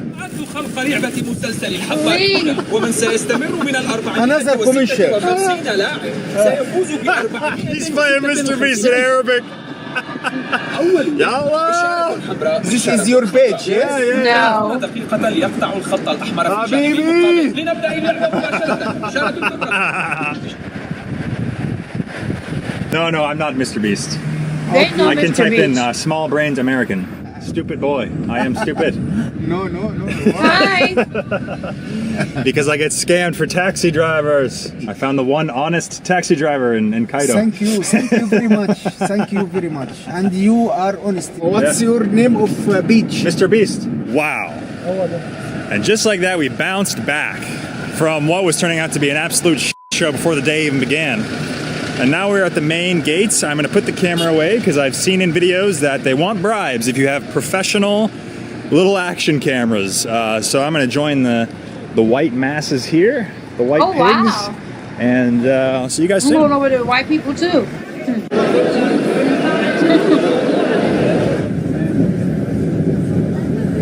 Sorry, do you want to ride a camel or horse carriage? No, I think I'm okay. It's good price. No, I don't really need to. No problem. No problem, brother. Welcome to Habibi. See, I don't really like the camels. They scare me. Yeah, do you want a horse? Horses scare me too. I'm afraid of everything, brother. You are Oh, a horse. I don't like animals. No problem. Habibi. Have a good day. Hello, brother. I don't really. I'm only looking. I'm sorry. No problem. No problem. What's your name? Habibi. Mohammed. Muhammad. Come from where, Muhammad? Marhaba. Come from where? American. American. Yeah. Obama, very good. Looks like they've distinguished between the foreigner price, it's 1,000, and then the local price, which is 400. And that might seem unfair, and it obviously is, but honestly, it's really good that they've, put some signage about it, because it's so easy to get scammed here. Like, that's probably honestly to keep the vendors in place and stuff. But I think it's good. Keep them in check. To charge locals less and charge foreigners more. Mohammed. Very strong name. Good name. Thank you, sir. I hope Mashallah. you enjoy. I hope you have all the good luck and the hospitality and kindness here, Habibi. sir. Thank And you, whatever brother. you need, just let us know. We helping you for free, for nothing. Mashallah. Thank you, brother. What go around comes around. That's right, brother. Whatever he done right, he turning. And God is Whatever he always done- watching. Exactly. Yes. No, I don't need it. You're welcome. Habibi, thank you. They're actually treating me quite well They here. hustling, They they are hustling. pushy, and obviously they're salesmen. They want to sell stuff, But so far, no dishonesty that I can sense. Oh, wow. Incredible, man. I mean, Well, this is thank what you. separates us from other See, species, and I'm guys. fully Is our clothed. dedication I got all to my art clothes today. and culture Long and sleeve religion and music and I'm chilling. selfies. See, already people saying he's this been is beating my what meat. separates us from the animals. Thank you. To go to Karish is good. I go around. No, I'm I good, go brother. Photo, Macarinis. This is the Nah, it's okay, brother. I want to go I like inside. his bag. It's okay, brother. Can I get a like or something? Photo, come back. No, it's okay, brother. I have a gift for you, though. Here. Yeah. It's for free. No problem. It's a gift. Where? You? Yeah, no problem. For free. Thank you. It's a gift. Thank you. Where is this? Maybe only €5. €5. €5? Good price for you. Good price. Okay, 1,000. Habibi. Good, my friend. Thank you, brother. Thank you. I know, that's right. See you. I should do that. Nice to meet you. Assalam. From here, Salam, if you are That interested look about good. I ain't camel, gonna hold you. His can little take juice you look over good. there, can show the 9 pyramid in panorama like this. Okay. No, only look. I think today I don't need Excuse it. me, it's possible today because tomorrow the area is closed tomorrow. Well, tomorrow it's closed. Somebody is coming, big captain is coming here. Big They are captain scared. is Big coming. captain is coming here. Everything is closed. Really? The big Really? captain is Yes. coming. How many Here, days I stay can here? give you a present here from me. How many days stay here? My gift from America. Thank you. For free. Mr. Beast. There you go, brother. Habibi. Tomorrow? That Yeah, juice only look €50. good. All right. Good price for you. If you come tomorrow, I'm busy. Fucking took it. Oh yeah, the captain's coming tomorrow. You can't do. Oh no, but he's coming in the afternoon. It's always a story, isn't it? The sun I is just I need my money for that. beautiful. €50. The sun is Here, a beautiful and discount. huge. Cheap price for you. Very good price. Only €5. Small. No, it's a gift. It's a gift. It's for you, Habibi. Thank you. Malaysia, for me, if you come to drink with me, Egyptian tea. Oh, how much? For tea, this is hospitality, not Oh, really? for money. Of course, Oh, thank you, yes. brother. In that case, you get a gift. Thank you, sir. That's my present for you. Thank you, sir. No problem, Habibi. This is a pleasure Maybe to meet you can you. hang it in your shop. No, I hang it in my shop. Yes, really, Yes, sir, that's yes, what sir. I'm gonna do. No problem, brother. Thank you, That's brother. weird. Habibi. You are Habibi, brother. No, That's you are why I Habibi. want to invite you Egyptian tea, No. Egyptian food. This is hospitality. This is not for the money. You got me? Habibi, brother. Habibi, I love you. I love you too. And dude, they are way bigger in person. It's like a whole mountain made by people. We'll see if we get approached by any scammers. I don't know. It's been very chill so far. I've been just shuttled along with the rest of the white pigs on the buses. The white pigs, the Chinese pigs. We're all just fucking slop tourists. Oh, let the games begin. Assalam. It's beautiful steam minus the scammers. Yeah, the clocks are beautiful. No, I'm just gonna walk. You're welcome. No problem. Nice to meet you, brother. Marhaba. Marhaba bik. Our luck so far has been all right. I'm not gonna lie, it's been all right. That guy was They honest. probably would have got I think me if you with the greet him in the camel local ride. I language, wanna it ride a helps. If you tell camel. him your name is Mohammed, it helps. Bull ass pyramid over here looks like one of the Mexican pyramids. Oh. It's not grand like the Egyptian pyramids. It's amazing. What the Jews were able to do thousands of years ago. They've been outperforming us for millennia, guys. This has been so chill so far. I don't know why people are complaining about the scammers and stuff. Just tell them no. I mean, I don't know. Who knows if I were to jump on the horse, what they would charge me? I have no f***ing idea. Look, there's a lot of people getting on them too. No English. Oh, word. Where come from? Español. Viva la Española. Hola, hola, Yes. Hasta luego. These people are fine. They're hustlers, but I don't know. Wow. I don't know if it's because of the camels or the horses or the people, but this entire place smells like piss. Ugh. The entire f***ing ground just smells like one big toilet. Looks incredible though. Habibi. No, I'm okay. Thank you, Habibi. Okay, up. And they taking. You want me to take a photo? All right. Yeah, bro. Look at you. Yeah, dog. That's what I'm talking about. Aww. Salam. Salam. Bye bye. The biggest pyramid of them all, the Mac Daddy. Was it aliens? Aliens from this way. Okay. All right. That way, over there, right. All right. What? So it wasn't aliens. Have a nice time. Thank you, brother. What? Damn, if anything, I'm harassing them. Holy shit, they've been so polite and respectful. Indonesia? Yeah. Indonesia? Yes. There you go. Thank you. Terima kasih. Sama-sama. Thanks. All right, bye-bye. Bye-bye. You too. Yeah. Aww. Nice. What's your name? My name is Connor. Let's get down before... Yes. That's me. All right. You just wanted to say my name, I guess. Oh, people here are so sweet. Oh, good photo place. Shukran. Thank you, brother. Damn, even the police are being helpful. What the hell, guys? Oh, okay. Oh, this way. All right. This is where he rapes me? This way, hey, stop. No photo. Oh, sorry. No problem. Sorry. Okay. No photo. Okay, sorry. No photo. No photo. Of course. Oh. Hey, nice one. I don't have money. Okay. No money. Okay. Hieroglyphy. Oh, that's cool. Hieroglyphy. Hieroglyphics. Oh, hieroglyphics. Holy. Is that real? That guy was great. Showed me some hieroglyphics. Didn't want any money. Just didn't want to be photographed, which is totally fine. There we go. Man, Come on, cute. now we're in Egypt, baby. Oh my God. Wow, that's cool. Look at the fucking straight line. It's still intact, dude. I don't think if we tried to build something like this today, it would be possible. Habibi. There you go, brother. Thank you. No. No, it's okay. Okay, all right. Okay, shukran. Cold water, Habibi. Habibi. Cold water. Yes. Give it to her. Oh, I thought that was a Coke her. Zero. Yes, Texas, California. Give it to him. I'm from Texas. You're welcome in Cairo. Habibi. Habibi. كلام عربي good. MashaAllah. ما شاء الله عليك. There you go, my brother. Thank you. Shukran, Habibi. Thank you, Habibi. Habibi. Thank you, Habibi. MashaAllah. Thank you, brother. Bye bye. Guys, it is so relaxed here. You saw me try to tip the cop back there. He would not take it. I feel like maybe a little overcharged for this, but it's totally fine. We're gonna crack the Coke Zero on the motherfucking pyramids.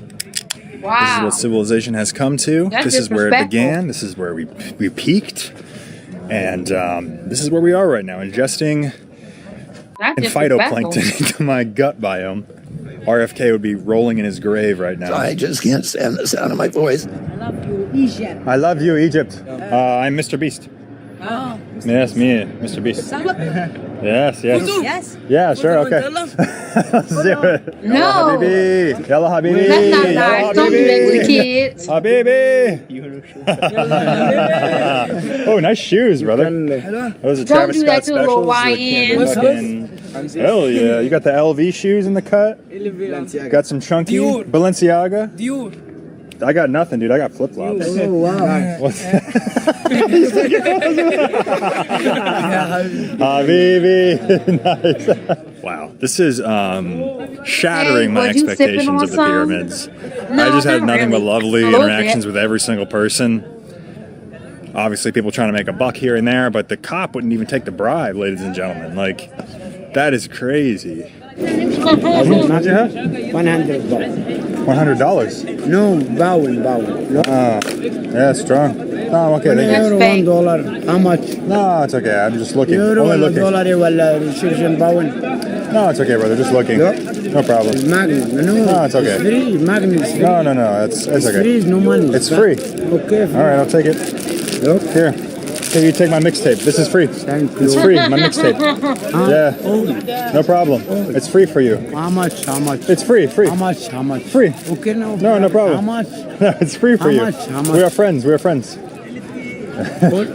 I give you that. Thank you. No problem. All right. One more? No, I don't need it. One more mustard. I don't need it. I don't need it. Damn. Here. All 10. No, it's okay. Here, you take that bag. All for 10. I don't need a scarf. You dropped my gift. That's my gift for you. Scarf. Oh, wow. No, it's okay. Photo, my name I is don't need it. Muhammad No, Hussein. I don't need it. One photo. No. One photo, one photo. Hey, you want a photo? Here, take my headshot. Here, this is my gift for you, free. It's free. No, it's $5. It's free. Here. Everybody hustling. Here, I'll sign it for you. I'll sign it. No. Everybody Here, I'll take it. No, here, it's a gift. Everybody It's a gift for you. Don't litter, sir. It's a gift. Here, I'll sign it. It's autographed for free. Free for you, my friend. No, it's $5. No problem. $5. 1, 2, $5. No, $10. This is 5,000. No. This is 5,000. Here. This is a gift for you. It's a gift for you. You take it. No, mister, no. No, you give me. Mom. You give me so many gifts. I need to give gift for you. Harassment. €5. Yeah. $5. No, this is 5,000. It's a good deal. It's a good deal. One is permit, okay? No, here, one. Here, You I want give you my his CD picture? and my headshot. I I'm a don't very want your famous damn man. picture. This is Then Mr. you like Beast's putting headshot. his stuff in his Let me face. take it. Saying Here, free it's for you. Free and for then you. saying, Okay, it's give me free. money There, for free. it. Okay, No problem. It's permit €5. €5. No. CD is 100 euros. Okay. No problem. It's permit. Okay, take it back. No, it's permit. It's permit. The pyramid. You want the pyramid back? Here. Habibi. It's 2, 5. No. I give you my headshot. That's $5,000. All right. Here, No take it. scarf? Take it. Okay. No, I don't want it. No, please. Please, it's no It's okay. free. No, please, my friend. Please, my friend. Please, No. Muhammad. Habibi. No, it's okay. Bye. See you. Thank you. Bye-bye. Fucking hell, there's always got to be one, man. There's always got to be one. I was generous, too. I gave him my headshot for free. I even gave him my mixtape, dude. That's my breakout project right there. That's a piece of history right there, guys. Holy shit. Well, we found one, guys. We only found one and a couple piece of taxi drivers, but everybody else today has been wonderful. I feel like my expectation of the pyramids was terrible, and now it's not so terrible. So, if you have a hankering to come to the pyramids, Yallah Habibi, let's go. See you in the next one. Have a good day, motherfucker.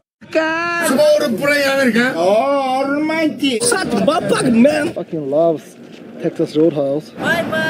How much? How much? What? $10. For what? For scarf. Actually, I came here to give you my headshot. Here, it's for free. For free? Free for you. Yes, because we're friends.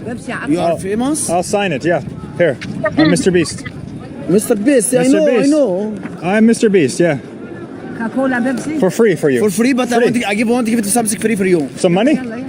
If you want need money, no problem. No, that's my headshot. No, I know you are famous now. You coming before in Egyptian and staying in about the Kiops. Habibi. I remember you. Habibi. Yeah. And you help the Egyptian. You know why? Yeah, really? Because too many tourists see you coming from my country. Oh, thank you, sir. I like you. Thank you, sir. You are a very nice man. Thank you, I want sure. I give it something present. Trust me, no money. No, it's okay, brother. It's okay. Brother. I take your picture Habibi. because I like you. You know. We don't like famous. You don't like the people the famous. But I like you because you are a very nice man. Habibi. And I see you. Habibi. Come on, do one for you. Trust me, that's free, no money. All right. We'll see what we got. You, what color you interested? United States. Oh no, I asked what color you need. Oh no, I really don't need it, brother. It's really okay. No, you're very nice. Because Habibi. you do, and I don't want this one.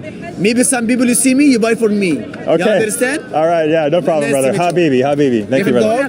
Thank you. Give him the hug. A hug, yeah. Yes. Let's go. What about I give it some water? Habibi. I give it one water. No, it's okay, brother. One Habibi. babes? No, it's really okay. Give me something, no? It's okay, brother. What about small statue? No problem. Habibi. Habibi.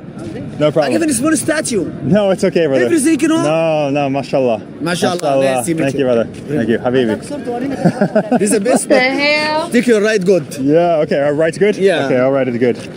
Here. Beast. Stolen valor right there. Yeah. Okay, Just Habibi. one photo with me? Yeah, he'll take a photo. One photo, okay. I love this guy. What's your name? Muhammad. Yes, You like my very shots? Is it aggressive, sexy? yes. Yeah, that's good. You're Yeah, VIP. I feel bad, dude. I feel so bad. Habibi. Come for the hug. Yallah, Give a good Egypt. photo. Yeah. One Pose with the photo, yes? No, that's for my Okay, friend. Yeah? no problem. So no, sorry. Yeah? I'll do the same pose. Muhammad. Mashallah, mashallah. Thank you, brother. Oh my God. I love you. All right. do now video for everything. Yeah. Habibi. Nice to meet you. Mashallah. Mashallah. Bye-bye. See you. I feel so bad. I scammed them, guys. I scammed the scammers. Oh, fuck. Oh, child, I don't even see that. What the fuck? Niggas weird. Why y'all be so horny? Well, that'll be funny. No, it's gross. It's one of the most. Well, that'll be funny. No, it's gross. Where them fans at? Let's see what they doing on Love Mountain.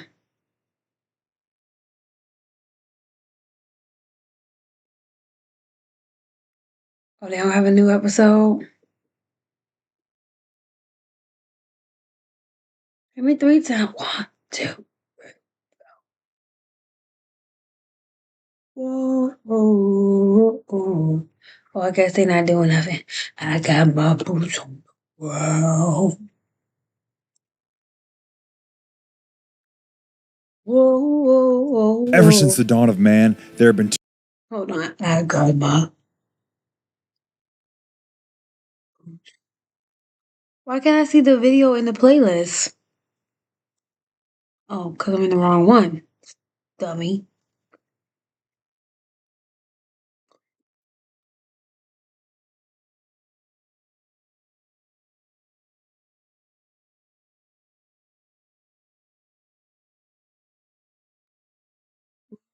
Still 1, 2, 3, 4.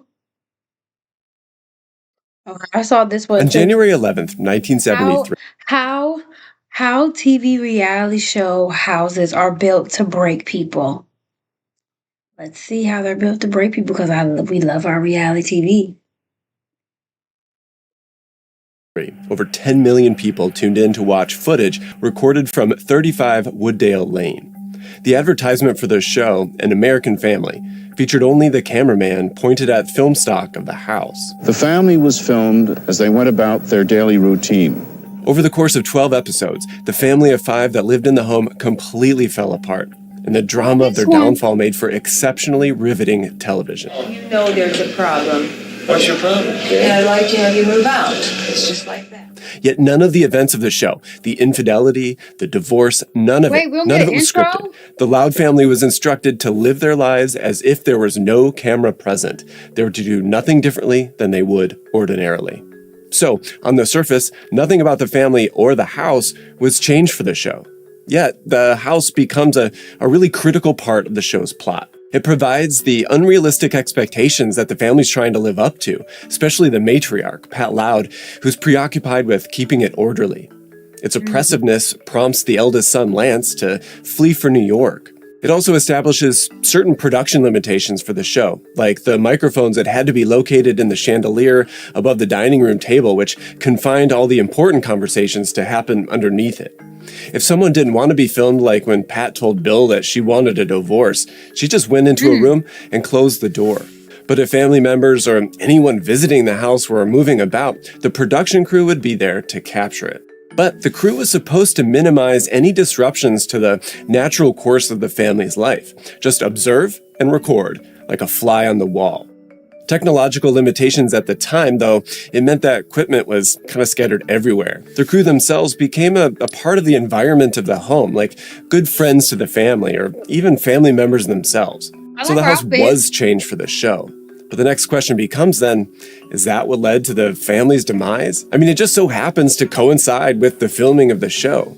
And in a sense, every reality TV show is like a social, psychological experiment. 39 days, 20 people. Trying to break your mind. They want to break your mind. Today's highly produced, even scripted reality shows involve wild scenarios that they just can't be staged in normal, unaltered houses anymore. It's a house like no other.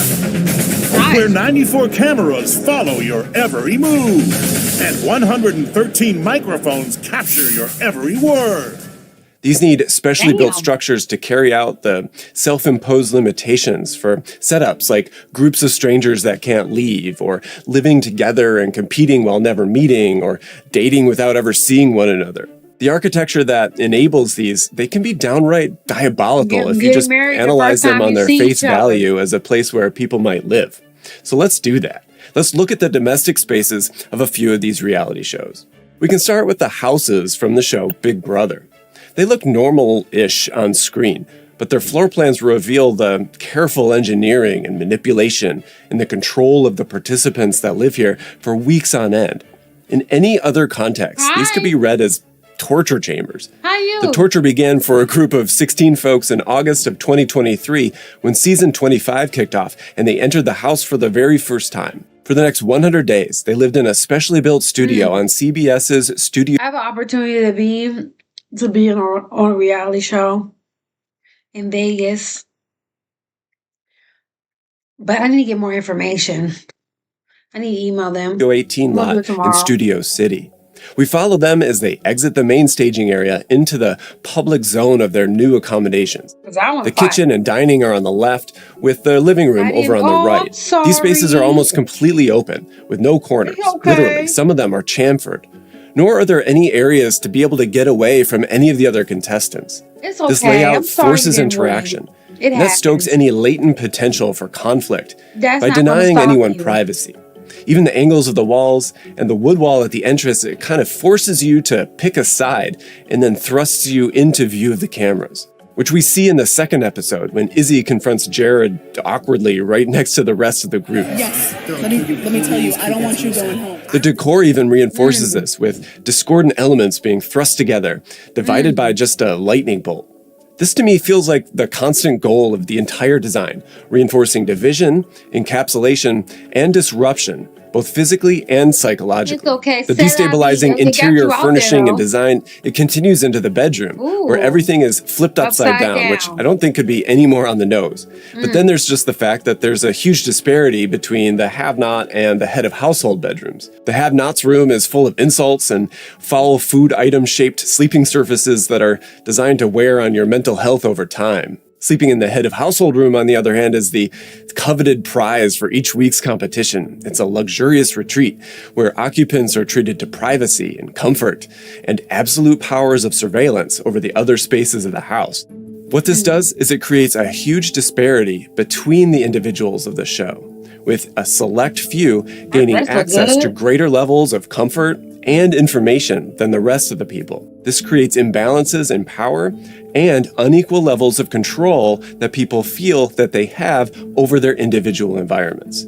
Those at the bottom grow paranoid, knowing that they're being watched and observed. And this is heightened by the huge swings between the absolutely public gathering faces accompanied by spaces like the diary room. What are you watching? I'm watching how reality TV show houses. It's even acoustically isolated from the other spaces and separated by an airlock.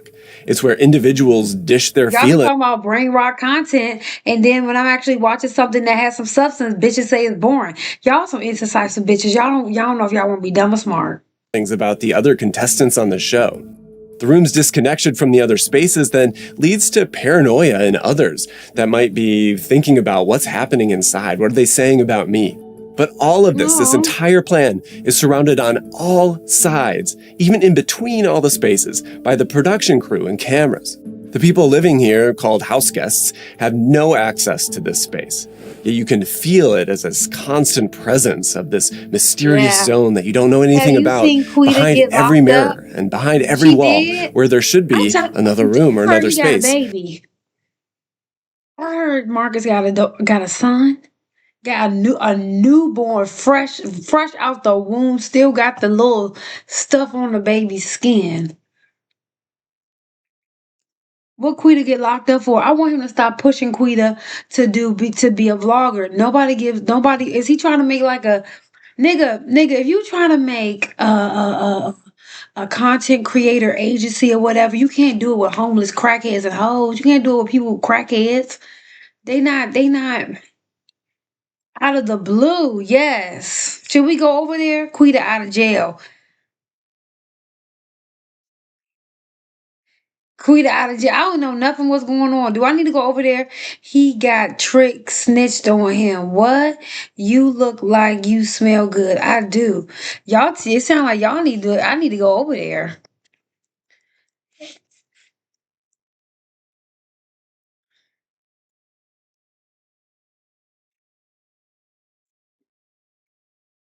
Okay, what's going on? Okay, this is 4 hours ago. What's up, YouTube? All right, guys. So I know y'all been for missing some Quita. time now. All right, so Apparently, she just got I didn't know back you in watch town. Landon Street interviews, Okay, girl. so We got we're to watching it. pull up and see exactly what the heck has been going on. Bitch, why don't you tell me? With Quita. All right, so He is on Quita. let's see, He she fucking say Quita. She say that she might be down this street. Let's see. What's good, sis? What's good? Like, he want her to do content so bad. Boy got a junk truck. I don't do too creepy. Go on round, Oh, boy, go on round. I got you. then how you know all this tea? You know more than me. Somebody who don't be watching. Okay. Let me see. Is there? Oh, I'm Okay, sorry. I didn't mean to say that. All right. I didn't mean it like that. Some people don't like it. I'm gonna respect it. All right. Let's pull up and see what Quita been up to. All right, we're gonna skip you out the car. Don't tell me what you're not doing. Don't Like, tell me leave what her you're not alone. doing. Don't tell me what you're not doing. All right? Don't tell me what you're not Hey, doing. girl, it look cold out you there. You owe me about 30 interviews, okay? You owe me about 30 interviews. So Oh, so he got Quita out of jail, but he wouldn't get Ileana out of jail? No, he was gonna get Ileana out of jail, but he didn't know the system. But you chose Quita. about no camera. She So, throwing hold on, stuff you was at out him. of town? Where'd you go? What's up, YouTube? Before the mastermind, after the mastermind. Before the mastermind, after the mastermind. The tips and suggestions that made this possible came directly from the mastermind. And as they continue to invest, their channel is gonna grow. Go check them out. Love and React, a black married couple that's reacting to mating and dating content online. And if you're ready to invest in your channel, click the link in the bio. And I'll see you on He Sunday. used 7 in to 9 school. p.m. I've been Now, seeing him back to the advertise. See the content. baby? Y'all see the baby? That's How a cute was little it? baby. She walking and drinking at the same time. Okay, Oh, sweet. So you about to get a check? Oh, Period. I'm about to get. Hey, Hey. I wanted to call you and tell you to stop worrying because I still had the money anyway. Yeah. Yeah, I'm ready to get that check though. It got 7 more days, so I'm just. Okay, so things have been going okay. I mean, That baby wait, so random, how the bro. heck did you Very get Tennessee? random. I watch other people cover the story. Oh. sent me some money and loves me to death. And he looked out for me. He sent me money and everything. And True, you I took watch the bus stuff or like the, that, too. I drove with him in his truck. Marcus Raw. Fun. Oh shit! Hold on. Was this like a semi truck, like a big tractor trailer? Wow. So We to be outside. wow. Okay, and so up to Tennessee, I guess he did his load, dropped his load or whatever, all that type of stuff. Y'all hung out, whatever, I right? went to the Walmarts, the different stores. I got a lot of workout outfits. Okay, cause I see you got like some stuff. Okay. Wearing it like they love wearing workout outfits. Absolutely, you are. Okay, so and I guess it was like a turnaround trip though, Yeah. because you was like gone for one day and then came Yeah, back. I just had to try it out. And so out of not 1 out of 1 to 10, what do you rate? Girl. 10. Okay. I ain't mad at that. That's a good. I love that's a me good an honest hoe. I really thing, do. man. I'm happy to Yes, see that. I love an honest I'm hoe. worried about you. I'm chilling. Like, I like Quita, but stop making forcing her to do something you don't want to do. And I rush wasn't feeling the vibes, and so I had decided, like, you know what? I missed you. I'm a back off a little bit, all right? But I know who else missed you was the audience. And they could talk all the shit they want, but the numbers don't lie, okay? And so I'm sure that, you know, they're happy to see you back on the screen. So what the heck is going on with your channel? Now I just ain't been on it. Getting a She a stud. Yeah, and there's like some stuff we got to figure out what's going on. Okay, That's what so you got to figure out. well, that's what we're gonna figure out. She don't because want to post. something is wacky with it. Okay, so all right, so that's all good. So let's go back to about a week ago, right?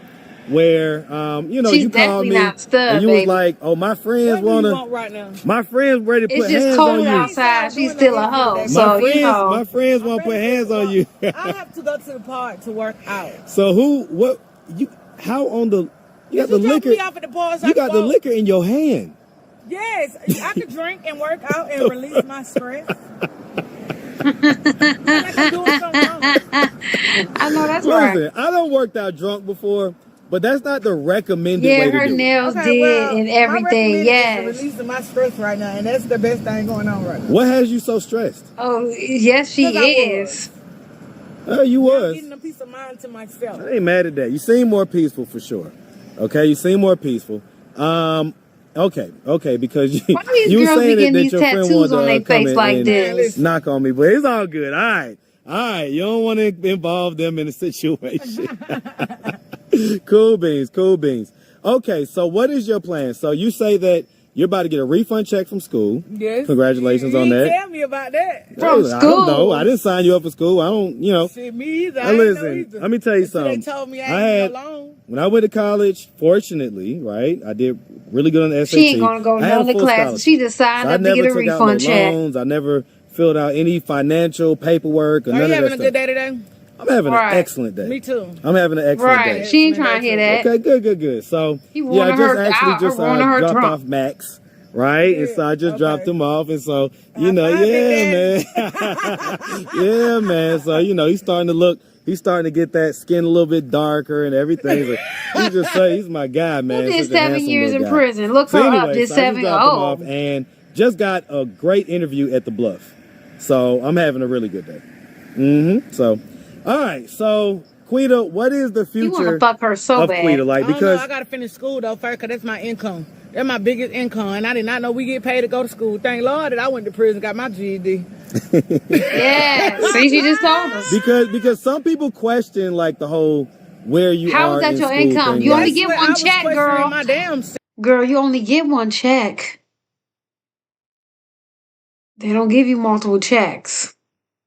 self. Well, But what I- I'm saying Well, is maybe like, I don't where are know. you? All I gotta do is do once a week. He probably I'm real did good at already. writing, He I'm not definitely good at probably reading, did but already. I did it, so I'm waiting for my refund check, and I'm gonna have a fun time. Why don't fun time? A fun time means I'm gonna have a little more order. Right now, don't be trying to run my life, because my life is I ain't good right running now. You see, nothing. I'm easy down the Listen, street in my little Reebok. but I know how you do though. She was I minding know her how you business. do.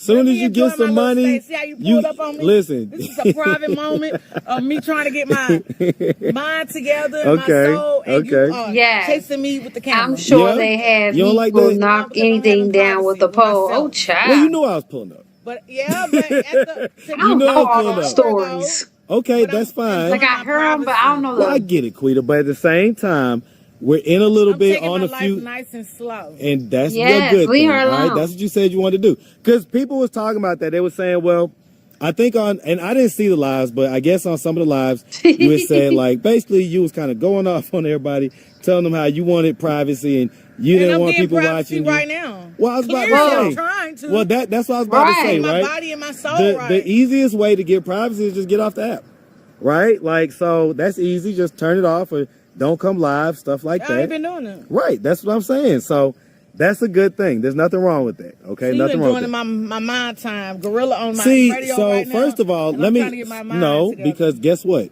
That whole piece that you just experienced happened because you was on my platform. Okay, so Oh I my get what you're God. saying, but you also it's a balance to it. You got to be able to Marky. understand. You got to be able to understand where your bread is buttered. Okay, and my so bread butter in school right now. And that's what I'm focusing I on, ain't my mad at body, my soul, and my fucking school. I ain't mad at that, all right? Maintaining my life Dang. how I need to maintain my life to accomplish anything I need to. Hey, Not what they amen. want to. I'm taking it nice, slow, and easy because I know what's for me. Amen. Right. And this is what I'm doing.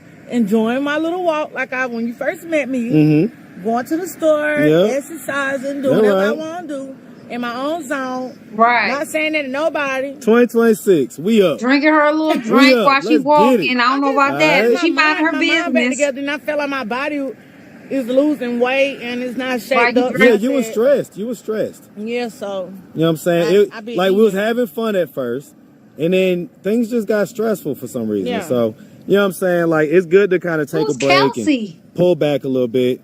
Yeah, be nasty as got no hell. more Like, liquor in him. Good. You don't need no more. You just need a little bit of alcohol. You don't need a ton of alcohol. I need peace. I hear that. I hear that. All right. And so, so you Look got him everything up. squared away. We already talked about with like the bonding Yeah, and I'm company, all still that in stuff. school. Luckily, I could have fell out of school being in jail, so I'm glad you got me out in time. No, hey, listen, you man. can't fail. You cannot just.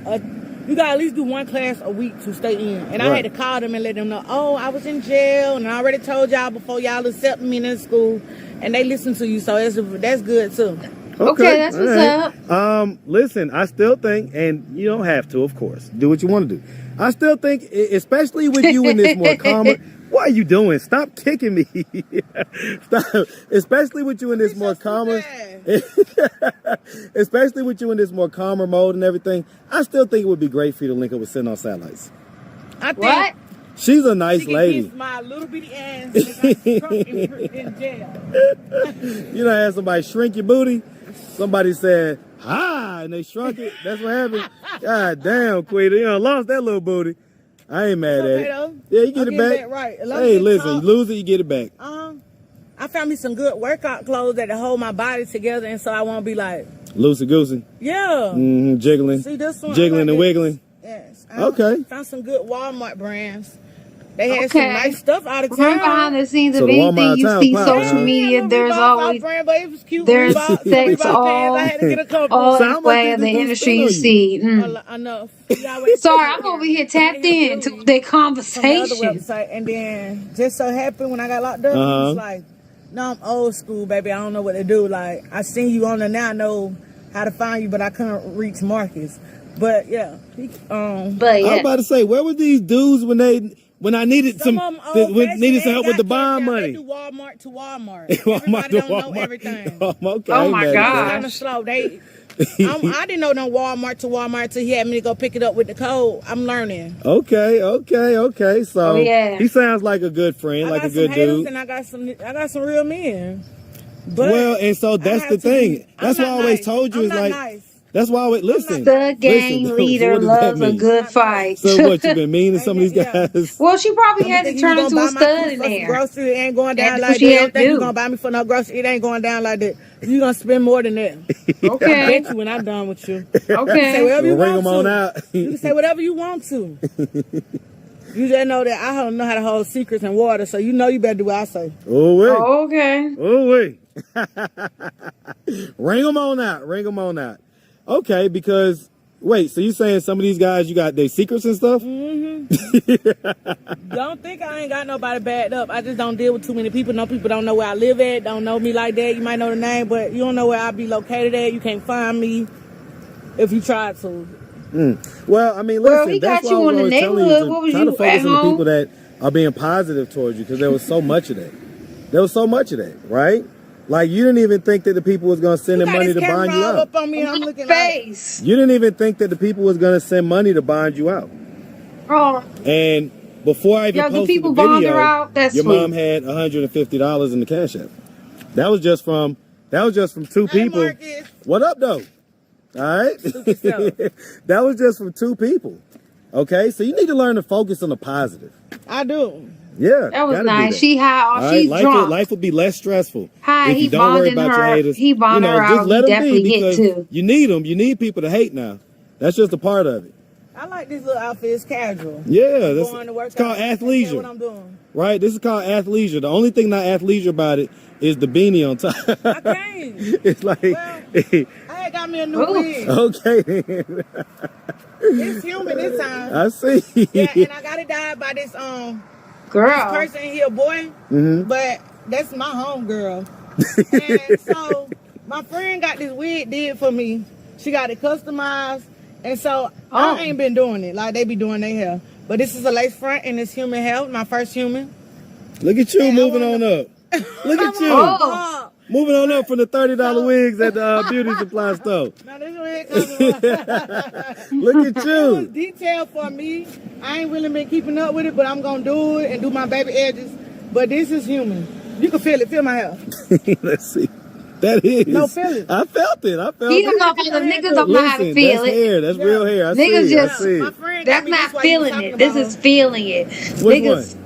The one that didn't help with the bond money? Not feeling it. Oh, Okay. They asked me did I want I just net is getting on my damn I didn't want them to nerves. stress because they just got their apartment. I ain't mad at it. All that sounds good. With this. He And that's invited listen. me out at the That's a same great time. She surprised me with this one. And she was like, friend, you gonna like He this not one, 'cause I got it fooling made just for you. nobody. And she got the front lid for me, like, you know how they pluck them? I got my eyelashes in my bag. I got like 3 pair of eyelashes. I just wanted, when my eyelashes go on, this time I want them to stay on for a long time. So, yeah, my friends have did stuff. Okay. I've really been in her house. Listen, I need her. I need a home. Location because I don't know who. What the? It look better on my something. screen Ain't than it nobody do spying on like nobody, it look all better right? on I ain't y'all got time screen to right do here that. than it do like. But okay, Cause that wig is a because- mess. Yeah, I mean, listen. I need a brush. Everybody, Put the weenie back takes a on. village, okay. That being said, it would have been great if some of these people would have been around when it was time to get the bond money. Oh But my God. Neither here nor there. All right. At this point, you're out. You're good. You seem to be in It would have been great if you would have did what we supposed to do. just tremendously better space than last week, and so I'm happy for that. All right. Well, listen, Quita. It was good to catch up. It's good to see you back on the screen. You only owe me, I think, 876 more interviews. So we're gonna be good. So we're gonna be good, okay? Only about 3 years worth of interviews, and then we'll be paid up. All right, so you'll be good to go. Interviews about what? You are explained. Don't say stuff like that. But seriously though, it's good to see you, doing well and things working out in a positive direction. We want to continue to see that. Obviously, if the people do want to follow you on social media, they can go to Quita. They can go to QuitaQ05 on Instagram. But like you say, you take your time. She you do crazy. it at your pace Smoke because, that cigarette, girl. your mental health and the space her that grandparents you're in got murdered. is more I'm important sorry to than, hear that. being there to entertain That woman people, look okay? fresh out. I She got is. 3 fucking pending court dates. I ain't got Okay. time to entertain their ass right now. I got I know shit that's to do. right. I know I'm that's mad right. at that. I ain't mad at I that. get my fucking school check. You want to do Right. it? Huh? It's an interview. I interview folks outside. All right. Well, like I say, we appreciate you. Okay, turn it out. Nope. We wish you nothing but the best, all right?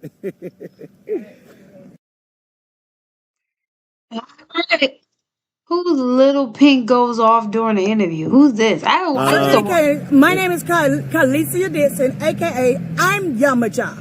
Malia Yamaja. She stole that too. I mean, under the mass surveillance that she has on me, that John Osford, the senator, signed off on. How about that? But anyhow, I have evidence on everything that I'm saying, and I'm going to prove it to the United States Attorney. So where's in the AM. evidence? What's the evidence that you have? What's up, YouTube? Her Before nose. the mastermind, after the mastermind. Before the mastermind, after the mastermind. The tips and suggestions that made this possible came directly from the mastermind. And as they continue to invest, their channel is going to grow. Go check them out. Love and React, a black married couple that's reacting to mating and dating content online. And if you're ready to invest in your channel, click the link in the bio. And I'll see you on Sunday, 7 to 9 p.m. Now back to the content. Hey, baby. What's up, YouTube? Atlanta Street Interviews out here with another one. So technically it's an update, guys, but I think we interviewed in 2022, 2023. I don't really remember. 2022. So how you doing? I'm okay. How are you? I'm doing good. I'm doing good. So her first and nose? foremost, how old are you? I'm 46. 46, and so were you homeless back when we spoke back Yes, then? I was. Okay, are you homeless now? I am. Okay. Kind of like hotels here and there, but Yes, sir. Okay, I got you. And so, I mean, again, I don't remember the story. So I'm just gonna act like I don't remember anything, all right? Of course. All right, so Girl, it's your do time you have to any be kids? famous. I do. How many? 5 adults. 4 adults and 1 minor who's 16. Okay, did we used to interview down there in downtown? Yes. Oh, that's you? Yes. Oh my God.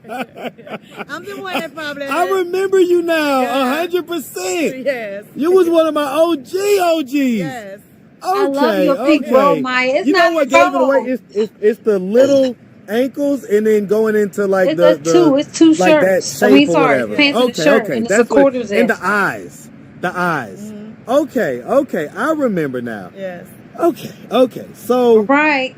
what's been going on? What's been going happening? on with you? So, from 2022, everything been going. At first, it was. I did like 4 months because I remember telling you that I had a You do warrant. get views. And I Shit. did 4 months for my technical violation of misdemeanor probation. And so once I get out, I came back up here to Atlanta. You like it? It was a great friend. I came Oh, back up my here to God, the Atlanta in picture. January, the end of January of 2023. So in March, I was going through something as part as that someone started to exploit my name. Exploited my name, and the guy exploit your name. exploited. Exploited? Yes, Okay. my name. Many days. So they started to exploit me. So Her breath look like it's her mouth look like a breath this guy I was going with, his name is Jamon, and they call him Moan. So I was his friend, and they called me Moan 10 because he was in the tent. So the thing is that in March I started going through this changing, and everyone started talking about something that I guess was all on the internet. So once it got out on the internet and things street talk, so I'm started paying attention and I started observing more, and so I know then I was exploited. So let's get this word. Let's slow down. You're saying exploited? Exploited is that when someone started to say things about you and exploited you all on social platforms. So are you trying to say exploit? Yeah. Okay, exploited. Okay. Exploited. Where's the accent from again? I'm from down south. Where down south? Actually, in Decatur. I was born and raised in Decatur. Are you from here? I'm from here. I'm from Georgia. Unfortunately. Okay, because this accent, like this exploded. Okay. I got it. Okay. So, because I think that you was like with somebody at one point or whatever. Is that the guy that you're talking about? Yeah, something wrong with her. No, I was looking for a shelter, and during that time, it's during the COVID. Right. Once no one was accepting I think that like one of the follow-up interviews I did, you had got with somebody or something like that. No. Had like a dude? No? Okay. So let's just, all right. So you're saying that this guy was using your identity or whatever? This is not the guy. This is not a guy. This is a female. So I found an FBI report because of the street. Because they want me to commit suicide. What the fuck you talking about? I think I'm too pretty. Now that's the word. I think I'm too pretty that they want me to commit suicide. That everyone started to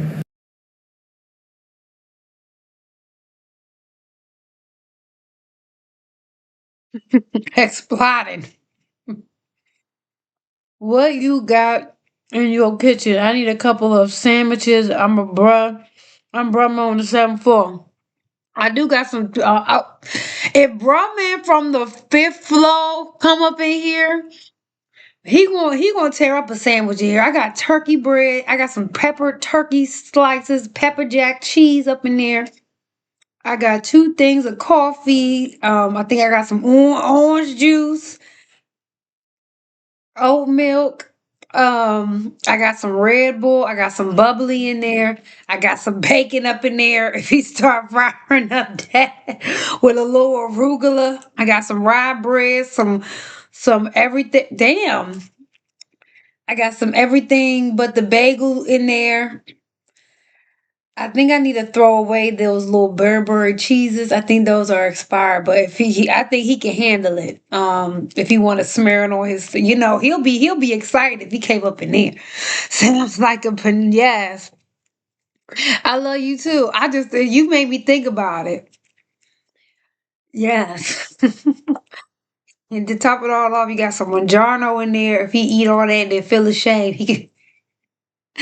Oh, I got some sparkling. I got this sparkling water that tastes like pink Starburst. Talking about me, everything was false. It's false accusation, and so I started getting put out on my team. And you got me confused because she said they exploiting her. They exploiting her because she thinks she too cute. And I paused it. And like I'll because eat it. I was Okay. I bought this thing for someone. Just give him the whole fridge. He will but the eat the thing is fridge. that once that had happened, I found out that I had a 5-bedroom house in 2023 of May. Okay. So when I put in this FBI report of 2023, that I'm still continuing to deal with this. Now, for long, they're doing my investigation and who I am, that I know who I am. I know more of myself now. Okay. So that She tripped. this subject who stole my identity, that I was related to her, and she's my she has a federal government identification under my identity. So I did not know it was a federal case till I heard my name on the news. When I heard my name on the news, President Trump, the chief or director of the CIA, and the assistant director of the Federal Bureau of Investigation mentioned my name. So now I knew who I am. So once I do all of this on the news from 2023 all the way up to 2025. Okay, so let's slow down real quick. Yeah, a lot of people are gonna hear this and they're gonna say, okay, sounds like she has mental illness. It sounds like mental illness? Well, I'm gonna tell you this, because this has been going on for so long, and she has a federal identification under my identity. So yes, it might sound like I'm delusional. Never that. Never have been, never will. I know the truth. And the thing is that once they know the truth, so now as I'm calling for a tip for they want to kill me, that she had pasted everyone. She has got $322 million for the FBI torch claim. He wrong with this, putting this lady on here smoking and pre-rolling this under my my channel is making identity my night for the for FBI torch claim thank you. at the beginning of last year. So okay, I got that. Let's let's address what you got going on out here. Yeah. This is what I'm dressing now. This is what I'm going through this. This is what's going on to me. See, these folks had tortured me. They the one that tortured me. The family I was once in. Marion Dixon is her name. So guys, look it up. Her name. Hey, State Capitol, FBI, Department of Justice, and Washington, D.C., included Donald Trump, the president. Yes, this is me. I am the Khaleesi Dixon. So I'm ready to consent to a DNA, and who is Marion Dixon? And a polygraph. Marion Dixon wrote my first cousin. Okay. What the? She just went off like that. That's crazy. It seems like because life. I'm very upset right now, so I'm really just because me No, thinking of it and you talking see, about it. Yeah. Right, but see, then you think I'm going sound like I'm mental. Right. Right. Yeah. I'm addressing what the people are going to be saying. Well, I know that they're what the probably. people are going to be saying because it does hurt and it do hurt. Let me ask this. No one believes me. No you got one like a little helps white me. stuff right there. Oh, sorry. Oh. Is it off? It's still there a little bit. Oh, well, it's not. It's not no. It's not It got cocaine. worse. Okay, so It got worse. all right, so you're out here still, and so it looks like you're like making plays and things like that. I'm trying to still solving my case that's being unsolved. So the thing is, on July 16, 2023, Channel 2 News spoke my name to say that I was investigating this and I was deceased. So as of in the federal system, that Khaleesi Devon Dixon, which is me, myself, was deceased in July the 16th, 2023. So this subject, Marion Dixon, is still going around stealing my identity. She went to the state capitol as a state legislator under my identity with her picture. I'm powerful. So the thing is, I'm consenting one more time, and this never happened. And they should have did their job very well and asked for a DNA and a polygraph and a blood. Let me ask. I'm gonna push back on some of this stuff, right? I'm gonna push back. I'm gonna push back. So because let me just like on the overall level. On the overall level, I'm speaking to the gentleman, to the population, so I can get connected. Me and Tyrone be on the same level. I'm like, cause me and like, what the fuck she saying? And then when she take a breath, all you can do is just start going. Like, cause when she start talking, you try to follow. You really try to follow, right? Yeah, he wrong as fuck. They steal your ID. Like, what was the price of who I am, sir? I was in the system to 1,266. I'm a powerful person. You say you was in the system and she went in the FBI been as executive director overall. Yes, she stole my whole identity. Why not? Well, because what was she needed for? Like, what was she needed? Powerful person. So tell me how you're a powerful person. You would know. So only thing I just really need is for the federal to do the case, to do their job. Why is it that when people ask basic questions, because I'm the one that took all these cases. You can't answer I'm the these one type that of did questions. everything, and she But I'm got just asking a paid basic with my question. motherfucker. Excuse me. You saying she got $300 million? $322 million for the FBI torch claim under my name. So she's living really good right now. Well, she was. She's still miserable. Ass had with 322, and plus she stole way more than that. It's not all because of the federal. The federal just don't know that the state capital. But anyhow, I'm going to the United States attorney in the AM tomorrow. So let me ask, because so you're saying that me asking a basic question just saying, because you're not understanding. Well, I'm trying to understand. If I tell you I'm a powerful person, you telling me how am I know I'm trying to understand. Because anybody can say that they're a powerful person. I am. So because prove it. she went to the state capital under my identity. How? But prove how you're a powerful person. How? She went into the state capitol under my identity. Marcus, keep up. No. It's easy. She went to the state capitol's office and took her identity, and then the state capitol, under her identity, gave her the millions of dollars. I'm here with her, and they need to do a blood test, do a CAT scan, do a pap smear to make sure that she is the real. I forgot her name, Dixon. The first name is Dixon. I got it. I'm here with you, sis. That bitch, they trying to kill her because they think she too cute. I got it. So why would she need to steal your identity? If I'm telling you she went to the state capitol as a state legislator under my identity, that right there should tell you I'm powerful. And then she went to the FBI. Okay, I got it.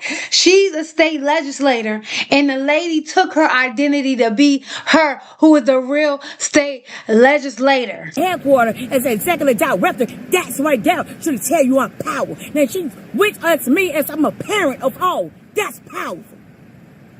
No, it's not. Well, I'm gonna tell you something. Hold on. One more time. That should tell you she went to my identity as a state legislator. Oh, I'm saying, why would she need to steal your identity?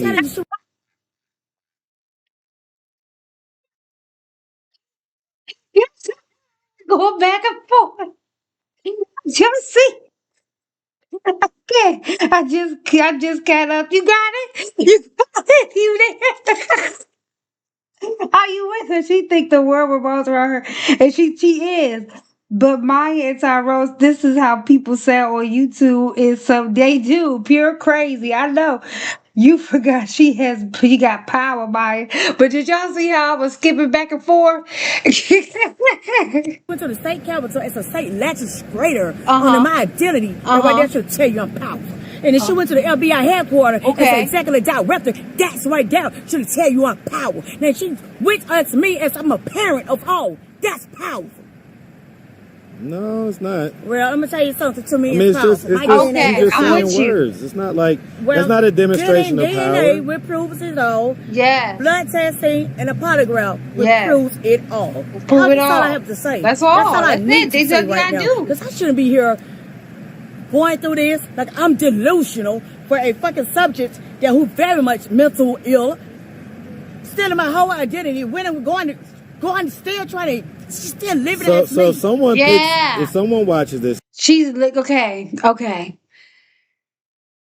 But this will be crazy though. But I'm gonna give her benefit of the doubt. She's not all the way crazy yet from being homeless. You know, when you be out on the streets long enough, I don't know, but I've seen it. You can see it watching this. You be on the streets long enough, you turn feral. She's not there yet. Y'all remember the show Trading Spaces with Eddie Murphy and that other actor, and they switched places, and they thought that white man was crazy. She sound like she need to see Maury. Yes. Next, go look up Clarissa Dixon, Carlicia Dixon, right? Carlicia Dixon, and they see whoever they see. So, my name is Carlicia Dixon, aka I'm Yamaja. Malia Yamaja. She stole that too. I mean, under the mass surveillance that she has on me, that John Osford, the senator, signed off on. How about that? But anyhow, wait. Malia Yamaja. Everything that I'm saying, and I'm going to I mean, under the mass surveillance that she has on me. My name is Carlicia Dixon, aka I'm Yamaja. Malia Yamaja. Okay. Malia Yamaja. Malia Yamaja. Did she say Aaliyah? Malia Yamaja. I'll give her benefit of the doubt. It came.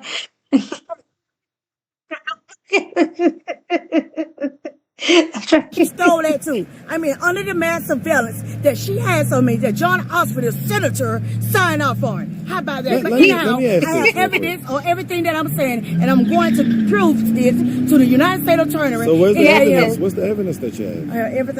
Everything documented. You got everything? Where's the document? Let me ask you this. Because I met you in 2022. Right. When did you first become homeless? I never was homeless. Well, the thing is that I came because I lost my job. So I came up here because my My cousin told me I could stay with her till I come up, till I get me a job and to get back on my feet. But at that time, her name Jamaica Dixon, and during that time, we ain't never really just clicked. So she offered to help me, and I accepted the offer. So, but within 2 days, she started tripping, and I just left. And when I left, I just started going looking for a shelter to get into because I was homeless. And during that time, the COVID was still pretty much bad. Were you homeless at any point before that in life? Oh, I mean, I was married on my whole basis since I was 23. Since I was 23. And why did you and your husband? Me and my husband, we just go through our changes. It was going through our changes. That was then, and this is now. Okay, I'm not dealing with that. I'm not dealing with him. Only thing I'm dealing with right now is my identity theft and what these people had put me through and the massive violence that these folks had on me. That they took all my constitutional rights, invaded my whole privacy, and broke every law that was created. And then I'm calling for the FBI tip line. They're telling me to call my local law enforcement. Yeah. Like, they're going to help. Okay. You got to start with the local girl. Like, do you think that if you was married, you'd be going through all this or whatever? This married got damn thing to do with someone stealing my identity. I need to watch this video so I can follow the rabbit hole. Divorce had nothing to do with identity theft. I got it. I was just wondering. As far as just your situation, it's more than a situation. Just kind of having it's to a be in this survival case. mode. But the thing is, though, it's no one helping me because the state capitol is involved. So she has, quote, her little sidewalk of powerful people that's helping her.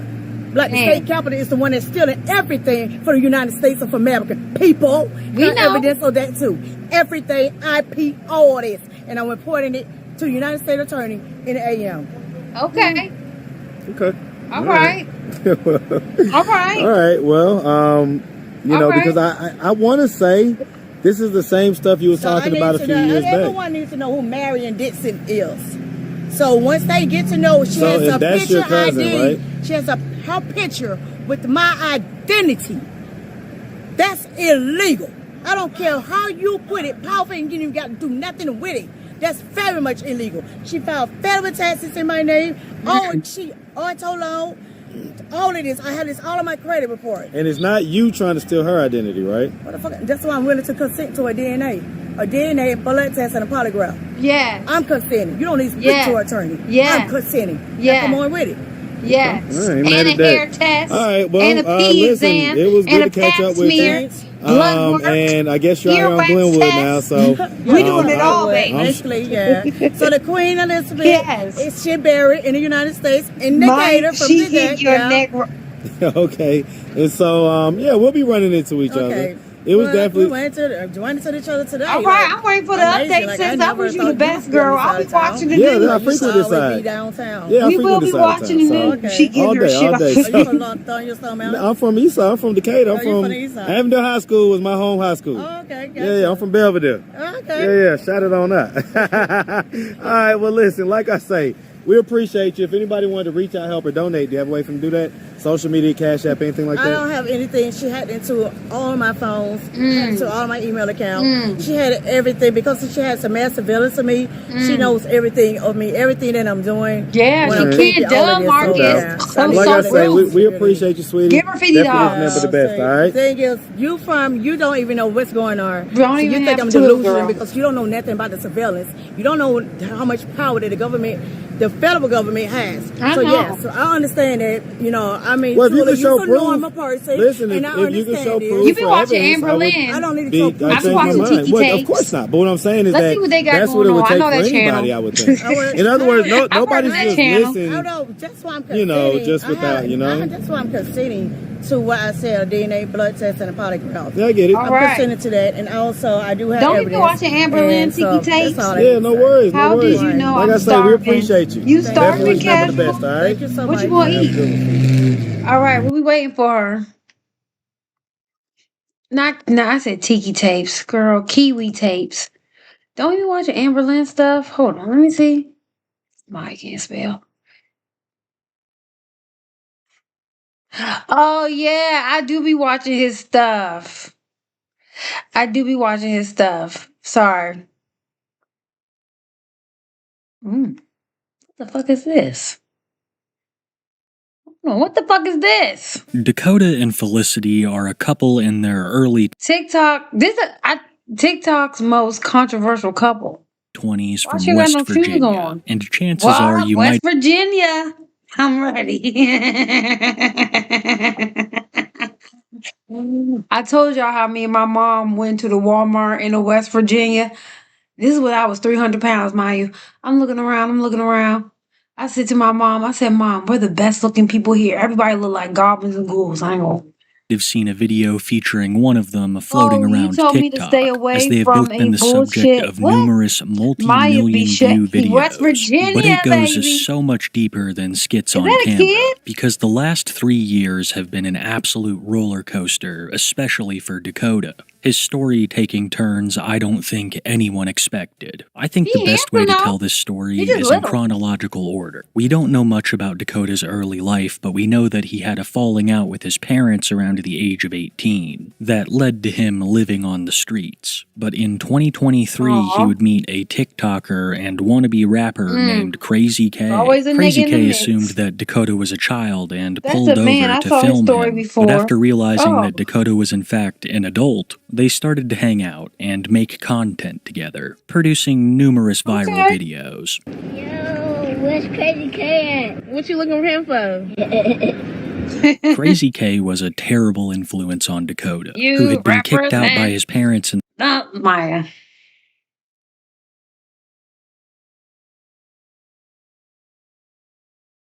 the first place for substance use issues, and this was something that wasn't a problem in the Crazy K household. This I like would it. also It's be the the hair that made origin me of say that. Dakota's obsessions with the Bloods gang. You'll notice in a lot of his videos that he has red handkerchief items all over the place. Let's Tell just me. say that the Crazy K days were absolutely nuts. He was stealing? There are some videos of Dakota Can't at take the club Dakota that I no can't even show on to tell store YouTube. time. Oh, he But be I will show stealing? you photos His little like ass this, be which are stealing? absolutely amazing. But things were not absolutely amazing for Dakota, who was rapidly That's the deteriorating during name his time of with those Crazy type K. of people, What a charisma. day in the hood with Dakota.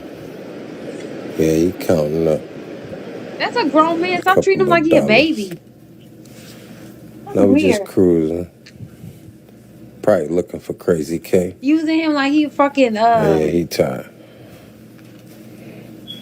If you couldn't tell already, Crazy K has a problem extremely similar to Dakota's in regards to substances, and the condition of the home they were living in was god-awful. Mysterious stains everywhere, bits of rotting food, and also Crazy K, who is 95% of the time absolutely whacked. Why this little dude I'm joking, in my cutie. crib? Oh, okay.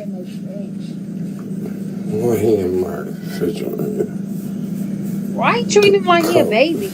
Dakota would do a looking for his number of toxic skits with girlfriend. Crazy K Who? that are pretty demeaning I don't towards know these him. people. Ones where they make him act like a baby or just it's absolutely weird. manhandle him. So it's not like these guys were really friends. And like I They're said, his Dakota friend. was getting much worse during his stay with K, a stay that wouldn't last these much niggas. longer. Crazy K would allege that Dakota had stolen some things from him and filmed a video where he kicked him out.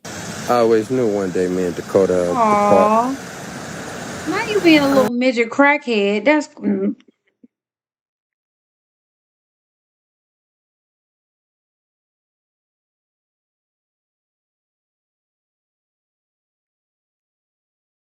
yeah. He got a girlfriend now. She's slow as fuck. Alright, Crazy K. Thank you Hold for on, let me get there. Let me get there.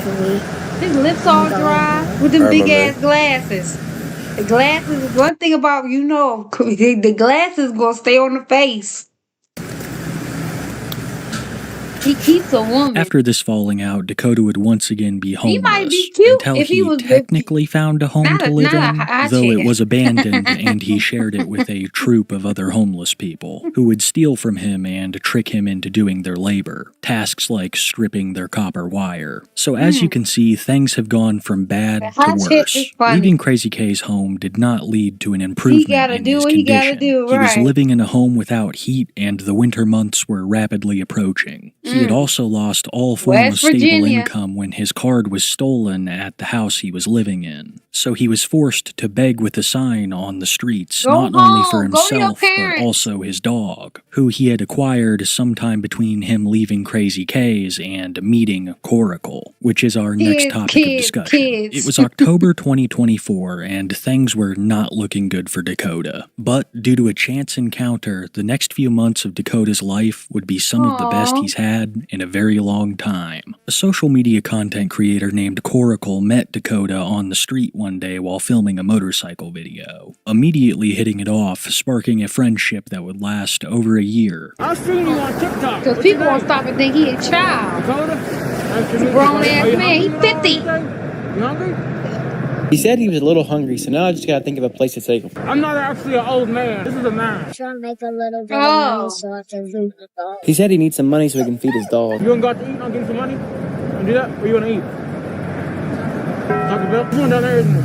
Alright, So I couldn't just take him on the motorcycle with no helmet to Taco Bell, so I had to think of a plan. You know the new Dollar Tree? We're going to meet right there. We'll meet there in like 5 minutes. So I'll go get my slingshot. You know what those are? It's a 2-seater. It's really cool.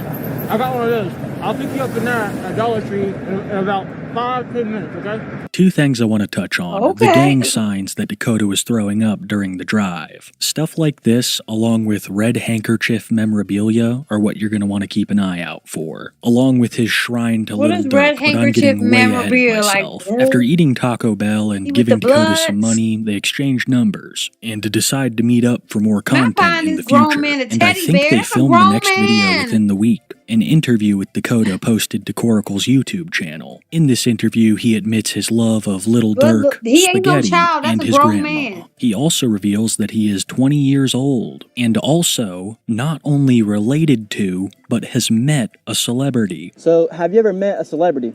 Yeah. You really? Who is it? Gary Busey. Oh, Gary Busey. How did you meet him? He's my cousin. He's your cousin? I can see it. Oh, snap. I don't know if Dakota is actually related to Gary can see Busey it. or if that's just something someone told him as a joke, but I can tell you he definitely believes it, and even said he met him. After their first two meetings went so well, they decide to regularly film together, and Coracle decides that he is going to make a genuine effort to improve Dakota's situation, documenting it all for his social media pages, which are seeing massive numbers with the Dakota videos. They would also film these videos in costume, something that got Coracle's page to 1 million followers before he even met Dakota.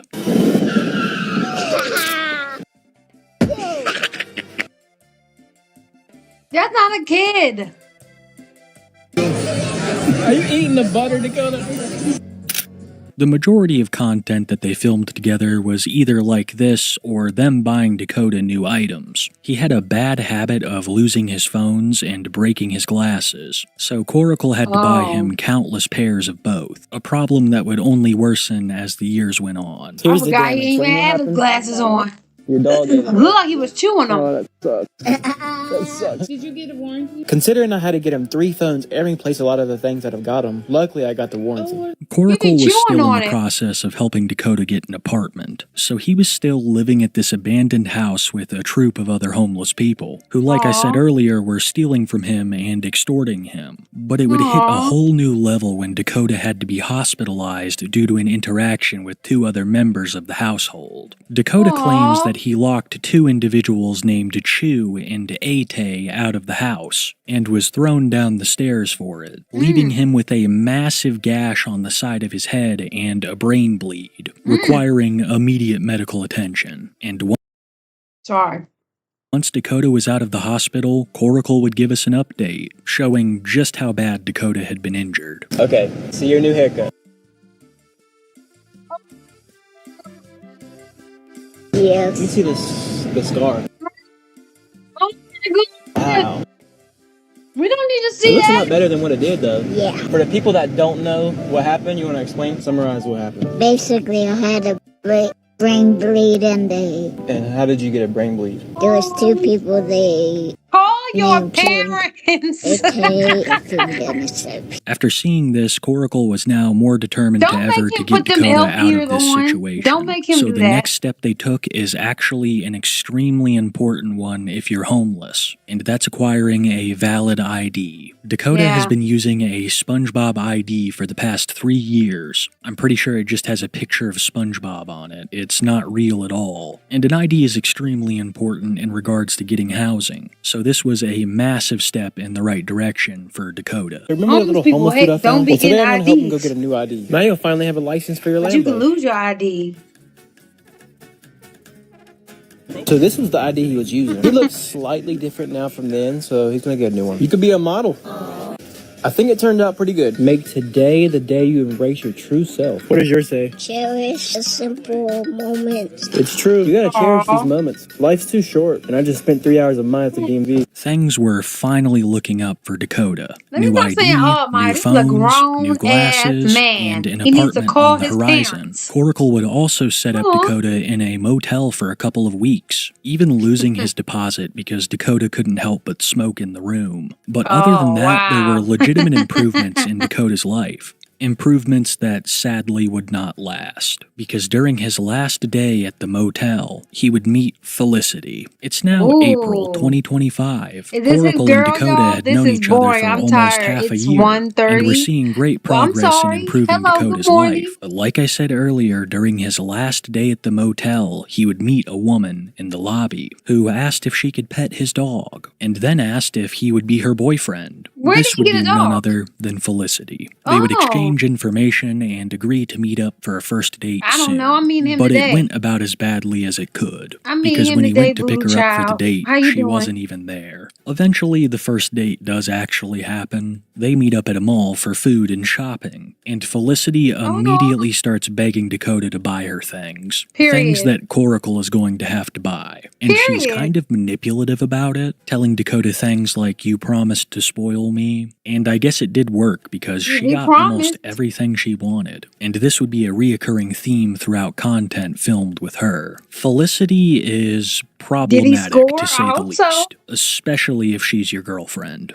She claims to have over a dozen ex-boyfriends, some of whom she still keeps in regular contact with. She is also very chatty and very loud, also incredibly rude at times. Later on, we're going to talk about an event where she throws fruit at old people. It's a mess. What? But for now, They both Dakota got and even problems. Coracle They hadn't both need to call realized their just how parents. much trouble they'd gotten themselves into, because their current goal was getting permanent housing for Dakota, but he wasn't out of the woods just yet. The abandoned house That girl is Dakota mean to him and the other 'cause people he's were short. living at had the owner show up, They and they told baby him and everyone use that they him had 'cause a he's day to small. get out. So Dakota calls Coracle and begs him to pick up a U-Haul to gather his things. But when Coracle arrives, all of the homeless people start loading their items into the U-Haul, a process that begins in the morning and goes well into the night. So today I'm helping Dakota move and into the car. Yep. So you're moving up. Let's go. He told me if I don't help them move that they're going to be kicked out tonight. He was also telling his girlfriend that I'm going to take him to see her today. See you sometime today, baby.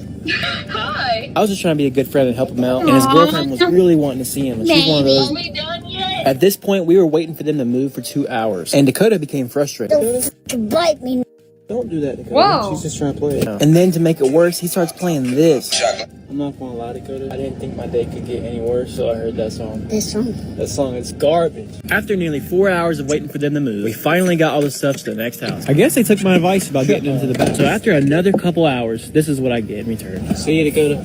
This was also around the time that Coracle had informed Dakota that he was in no situation to be taking care of a dog. The dog's name was Socks, and Dakota was less than kind to it on a number of occasions. You saw it during the move-out video when the dog was simply trying to play with him. He freaked out on it. I feel so bad for that dog. God only knows what it saw living in that house. But I'm happy to inform you that Coracle convinced Dakota to rehome it. And I really think that's the best option. If you're calling your dog the N-word for playing with you, And you're or I guess black just and at you're all, white. you're probably more of a cat person. But even then, I don't think so. But I digress. Dakota's situation had actually not changed much. Him and the troop of homeless people had moved from one abandoned house to the next. God only knows if Chu and Ate are still there. And it's still April. It's cold outside. But there is a light at the end of the tunnel because Dakota had finally acquired his apartment with the help of Coracle. There was just one problem. Just watching the all group this of for people content. that he was Coracle's staying fucked with up too. at this abandoned house had stolen This a is number the channel of his playing in things, America like exploiting. clothing and Hot Wheel cars. They say that they don't want Dakota to leave because they're concerned about him, but I really think they just saw him as an easy mark, someone who they could manipulate and extort, so they didn't want him to leave. But after a lot of convincing, Coracle talked them into it, after they returned only a few of Dakota's items. But after that minor bump in the road, Dakota would finally acquire his apartment with the help of Coracle. I want to post this so everybody sees how much you've accomplished. So show them your apartment. Give us a tour. I'm sure they can see it. Well, you gotta point it out. You gotta be the tour guide. You got your shoes on that rack that we got you, and you got your shirts hanging up too, and your hoodies and stuff. That's good. It's a lot better than what it was, right? You just had them on the floor, right? How is he gonna pay rent? That's crazy. He's making them fruit snacks you look just plug it good. in and drive right out. He's tearing them fruit snacks up and he's making them look good. Can I get one? How about those up there, Hot Wheels? I want a fresh bag. I want you to get That's me cool. You one. got a random Toyota hat. But the way you eat them make it look good, though. My Lambo knocked on the door. They gave it to me. That's cool. That's nice. You got your bed with Snorlax.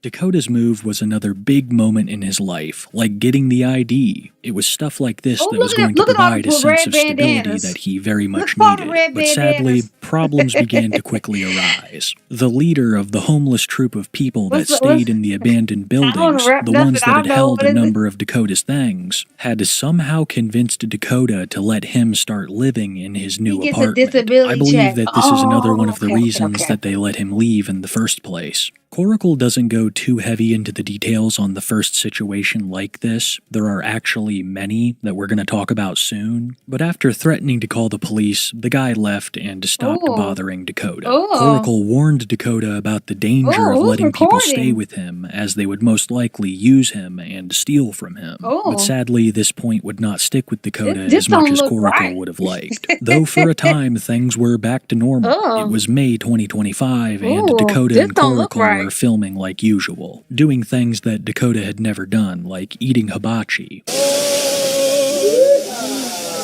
Whoa! Happy birthday to you. Happy birthday to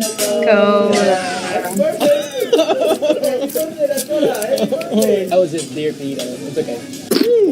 Why are you acting like he a scared kid? Oh, 1, 2, 3. Oh, 1, 2, 3. Nigga. Coracle putting Dakota on the spot, saying it's his birthday when it's clearly not, is hilarious to me. It's such a friend thing to do, and it seemed like Dakota and Coracle were actually friends, who talked outside of filming content together. Dakota had acquired a way to contact people, his ID, and even multiple new cards so Dakota could access his money, along with the housing that he had just acquired. Dakota was well on his way to changing his entire life, all encouraged by the millions of people that viewed him and Coracle's content. But in my opinion, there was one thing holding him back, and that would be his love for Felicity, because it definitely wasn't a two-way street. Felicity was actively flirting with other men behind Dakota's back, and possibly even cheating on him, something that made Dakota incredibly sad. The more you look at it, the more it won't help. Finds out she's cheating again. We got back. So she was here? Take a shower, yes. With him alone? Felicity's supposed infidelity caused a number of breakups between the two, and sometimes Dakota would write these letters to her, now infamously known as their breakup letters, and I want to read a couple for you, because I think they give some insight as to what him and Felicity are fighting about. To Felicity, I'm sorry we couldn't be together, but I'm the problem. Why you write like a kid? If I could be of help to you, and then you might not be together, but I need you. You have more problems, and I love you. It wasn't your fault. I can't express my feelings. This next one's a little long. Did y'all see the way child? To Felicity, I wish we could still, to the point of you were lazy, and etc. All day, never could helped, a little bit. And I never cheated on you. Hold on. Let me try to read this. To Felicity, I wish we could still be together to the point to the point. You were lazy you were lazy as fuck. You was lazy something all day. All day all day. Never could help a little bit. And I never cheat on you. I truly from my heart love you. Unlike you done to me. You before all what I'm crying right now. I'm watching you. I'm wondering why my uncle what? me trying to read this away. I truly, from my heart, loved you, unlike you done to me. You before all what I tried to do to help you. We, which is crossed out, just I think you lied on me. Your boyfriend, quote unquote, had to be the one to take control. When he wrote the we, he was going to write something else. He was going to write a whole new sentence. And said, I abuse you. So I gave her 3 to 6 chances to see worst part is you're fucked up and cheated on me. And now I'm done with you. I gave you 3 to 6 chances. You it's know pretty what's clear fucked to up? me You that cheat the main on me. I get problem it. in their You relationship reading it in is the wrong Felicity's context. infidelity. I It's guarantee you that context. The first letter cadences was of what her you're saying saying she make it did make it because sense. he wouldn't open up with his emotions. It's like some Tony The Soprano locks shit, look good. where Thank he's you. obviously done something. With the The tracksuit, person knows that he's the done bun it, with and the he zip up is intimidates cute. them by saying, if you think I did do it, you're inferring I'm an idiot, or that I'm horrible, and that makes me angry at you. Almost like a form of emotional extortion. But this is far from the end of what Dakota is going to be put through by Felicity, because the next thing she talks him into is shaving not only his head, but his eyebrows too, something that she joins in on. I assume this whole thing was spurred on by her misshaving her eyebrows, and playing it off like a fashion statement. So today Dakota shaved his head bald, and he and his girlfriend both shaved off their eyebrows. What the heck? Why did you do that? What are you doing? I did it myself. What made you do that? What the heck? Not sick of it. You didn't even tell me about that. What the heck? He's like a cancer patient. I didn't get it. You did it. No. This isn't the first time Dakota's been bald, but the first time he had to shave his head bald for a surgery. It's good though. Looks better. Missed a couple spots right here though. I bet it feels better too. Hell yeah. When it gets hot. I think I did good. For my first time cutting. What made you do that? Wanted to see if I could do it or not. See how it would turn out. After he got back, his girlfriend came out and look what she did. Never seen you without your glasses. Did you shave your eyebrows? Why?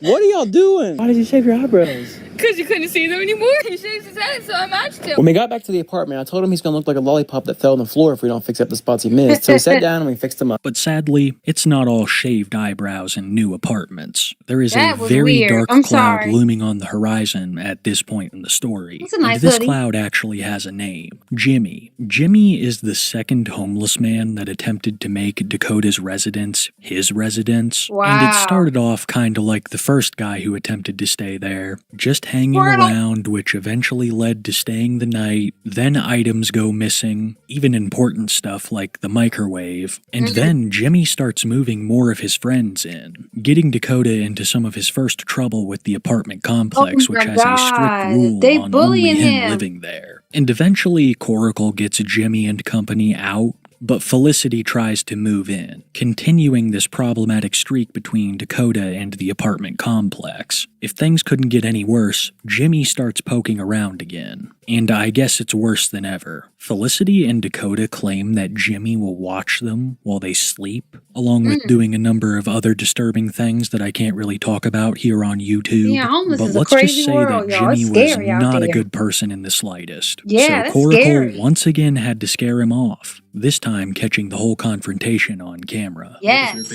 No, you gotta take a picture of me, man. No. Hey, watch out. Back up, No, man. no. Back up. You gotta take a picture of me. Back up. Back up. This was the last time I heard them talk about Jimmy, but I don't know if they've quite cut contact, especially after Dakota and Coracle's falling out, which we'll get to shortly. For now, things were finally going back in the right direction for Dakota. His life made incredibly easier by Coracle's deep pockets. He was constantly buying him new phones and new Thank you. glasses. Some people I don't even know what speculating happened. that he was trading the phones for cash, and later claiming that they were stolen. So today I had to get Dakota glasses for the third time. Hopefully third time's a charm. How did your glasses break, Dakota? She sat on him. Sat on them? I sat my jelly. She sat on him? Well, She a bully. She Oracle crazy. would also work on getting doctors and dentist appointments for not just Dakota, but also Felicity. We gotta talk to the doctor. We just gotta tell him everything we think's wrong. With you, Dakota, I think we should probably tell him about like tremors and stuff. Maybe tell him. Well, they could get you on like medicine to chill him out. You see, Dakota has a condition called tremors. Tremors can cause shaky movements throughout your body, mostly your hands, but it can also be your legs, your face, and sometimes it can even affect your vocal cords. So that's one of the main things I want to go over with the doctor. And then Felicity's appointment is mainly for her eyes. My mom never figured out why I was so smart. He thinks he's grown. He might have. Maybe. When we got in there, they got into a little fight. You came close to me and I poked you. Oh, shit. Wait till we get home, Try to keep your voice down. After the doctor's appointment, I took them to Tutors to eat, and then I dropped them both off because I had to give them a big talk. If you guys have been following the channel, you would know that I got Dakota in an apartment a while ago when he was homeless. The thing is, though, I got Dakota the apartment, not Felicity. So I had to give them a tough talk and let them know that she's not allowed to stay there or he could potentially be kicked out. This was just another one of the many things that Coracle had gone out of his way to do for the couple. Almost any time that they needed help, She's he always was in there, pajamas. even when they weren't asking for I like it. those Even when the pants. help was somewhat against their wishes. Nah, Jimmy sure, gotta it was go. not Yeah, he's 100% scared. altruistic. His videos collaborating with Dakota had seen millions of views, but they had also developed somewhat of a friendship. And at certain points, it felt like Dakota was using Coracle just as much as the other way around. The only thing that Coracle didn't do was seemingly give him large sums of money, which is probably smart because it could end up in him getting hurt in numerous ways. Yeah. But below the surface, this was something that bothered Dakota, especially when people around him started pouring poison in his ear. None of which has been helped by Felicity, who is still actively messaging other men and causing a scene almost everywhere she fat-ass goes. stank. At some point around this time, She not even Felicity fat, would she be just trespassed nasty. from But Dakota's she homeless and apartment crazy. because she had been staying there too much. She was allowed to stay occasionally, but not a whole lot because that meant she would be living there and it was against the rules. He making money but off Felicity Dakota. didn't Yeah, really care but he about giving it this. to her. She would still frequently visit Dakota, who was experiencing his he peak of look popularity cute. with Coracle. Like a Needless to little say, man. a lot of filming was being done. I do like that and picture of them. I Felicity ain't was gonna caught hate. doing some sus things multiple times. Yeah, I picked up Dakota and Felicity because Felicity called me crying. She threw that across the room and told me to get out of the house. She's like, this is what you get for being the horriblest, worst daughter ever. So apparently Felicity got into it with her parents and somehow her phone broke. We're gonna have to get a case for it. You know I'm clumsy, honey. This one right here. Wow. She was really upset, so I got her a brand new phone with a case and a screen protector. Yes. Somehow Felicity already has a call on the new up. phone. It's Jacob. Who is it? My ex-boyfriend. Your ex-boyfriend? Slash best friend. Now it's time to make some dinner. He's making the spaghetti we got from the store. But while he was making it, his girlfriend got a call from her ex. She on the phone with her ex-boyfriend. And y'all should have heard what she was saying. She's talking about being with two guys. We told him what she was saying and this happened. What happened? Thank you. What happened? Oh, nothing. Hi. I don't know what. Here's Dakota. Oh, fuck. Dakota, come here. Come here. I love you. I'm cooking right now. Love you. Love you. Say hello. Why is she talking to her ex? Very odd. I'll text you. May I ask you a question? Yeah, what's up? How lucky are you Yeah, to have two boyfriends? He knows I'm his true love. So you were just joking with the other... Yeah, that was just my best friend. Dakota and I have been together for a year. I'm close to you. He is the love of my life. That was a funny joke, Felicity. I've never heard a joke like that. It's just a joke. And he knows that I would cheat on him. He knows I'm loyal. Must be opposite day. Felicity had definitely been messaging other guys and She's possibly aggressive. meeting up with some of them. But You what she got- would you do like my next quarter is by zip? far You one getting of her stoned greatest on a quarter betrayals. zip? In October of I'm not stoned. 2025, Felicity would leave West Virginia for South Carolina because she had met a man online. This man turned out to be Robert Edward Fleming, a 55-year-old man who was no stranger to the offender registry. And I believe Felicity would spend less than a month there. Exactly what she got up to was contested, but we do know that she carried on a relationship with Robert, only leaving him because she claimed he was too demanding, once again returning to West Virginia, and back to Dakota. Initially, she claimed the only Hi, reason she was baby, there hey. was because one of her relatives was having a Light-skinned funeral, women named but Maya a TikTok freaking key page Blue. would reveal messages between Freaking her rule. and What? Robert that painted a very There's a lot different going on. picture, Hey, baddies. confirming that her and this depraved individual were actually in a relationship. albeit a brief one. After this came to light, she would then claim she was using Fleming for money, and that was the only reason she had left. Hey guys! Oh, so she left Dakota to get to this older man. Better than ever. The reason why I left to go to South Carolina was not because of him. Was because of Robert Fleming. Okay? She crazy. I'm not with that man. I used him for money. Tell him, Dakota. Who came back to you?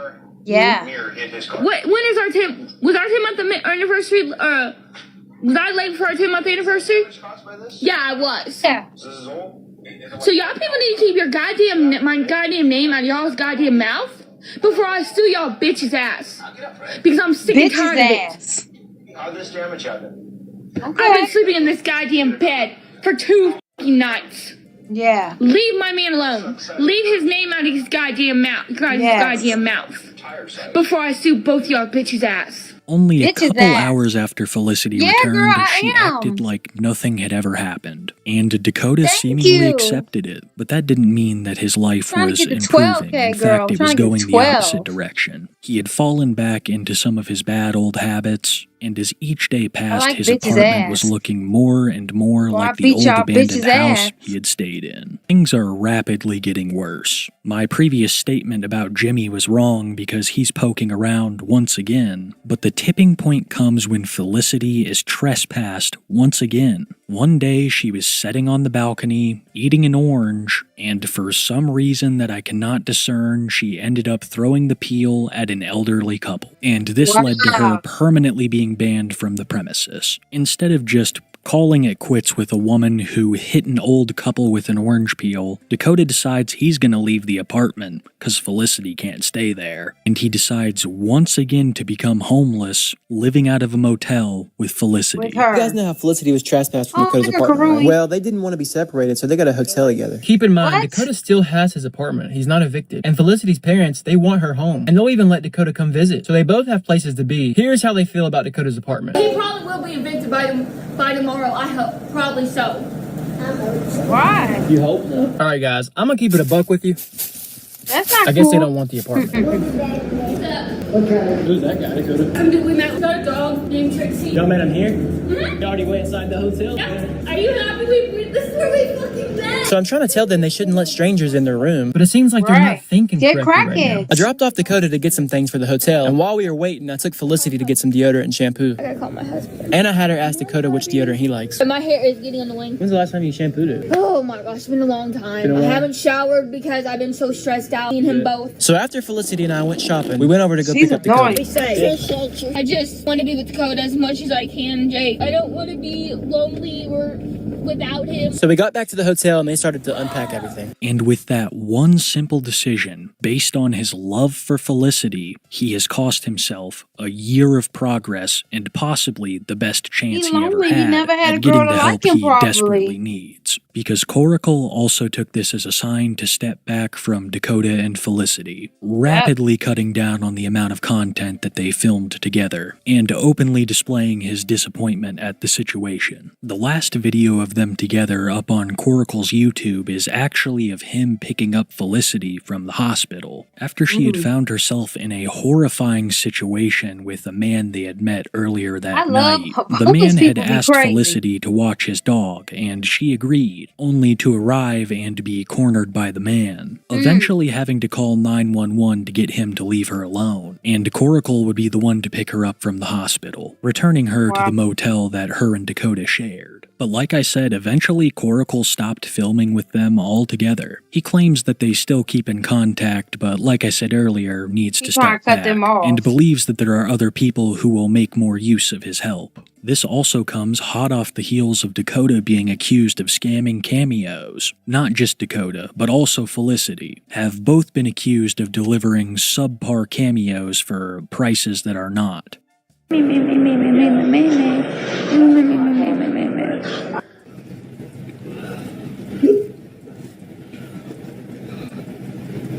FaceTime something. The scam cameos, the dog incident, and of course, Dakota not appreciating any of the things Coracle did for him, has turned the vast majority of support around him to the opposite. Many of the people who wanted the best for Dakota have either lost interest or completely flipped, made all the worse by the new cast of quote-unquote managers Dakota is surrounding himself with. People like wannabe rappers and women who sound absolutely intoxicated. These are Dakota's new friends. Friends who he has no issue talking smack on Coracle to. You done any videos recently?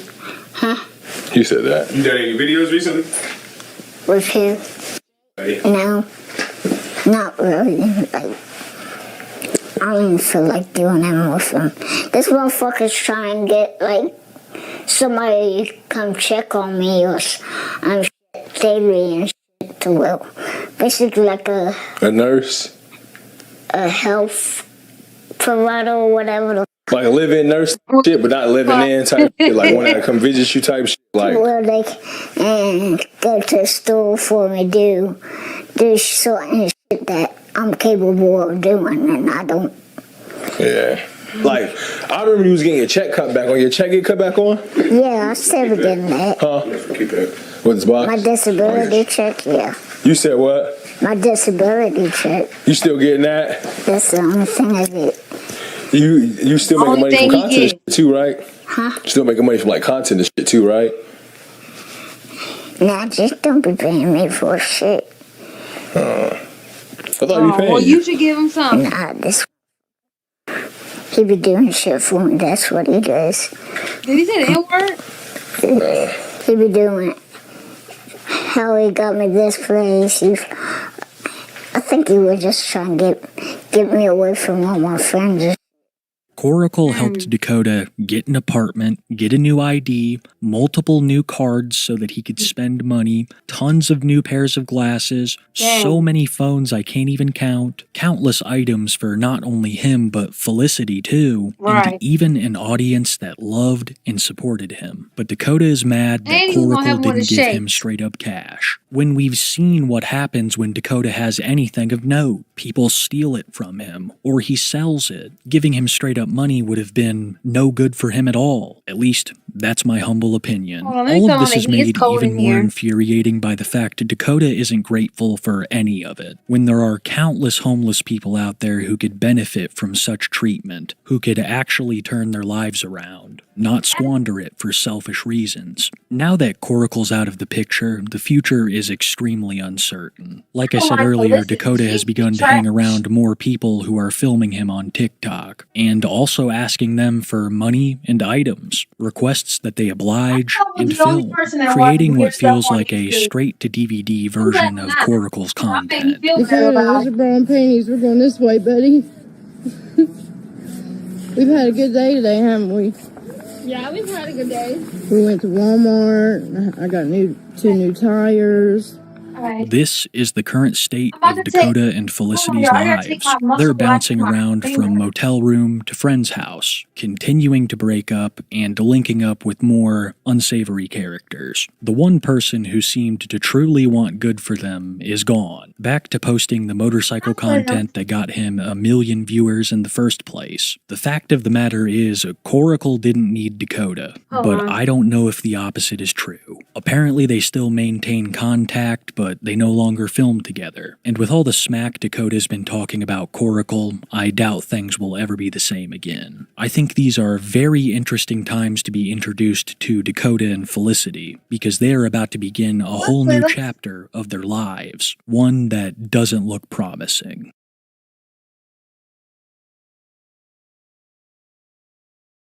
Sorry, take my muscle relaxer for my this TikTok age group, Nate and Paige. Shoot, there was a black couple. Lord, Dakota be talking. He don't know what he talking about. He don't know what he talking about. Wheelchair Rapunzel. There's a lot going on TikTok. I just be looking at fashion trends on TikTok. Oh, that's my girl. She look good. Oh, I know about him. I've seen her, the worst mom. Oh, y'all remember this lady? Penny Sager is my 600-pound life's worst mother. After thousands of dollars in surgery, We know this lady. We all know this lady. I know him. That was a good episode.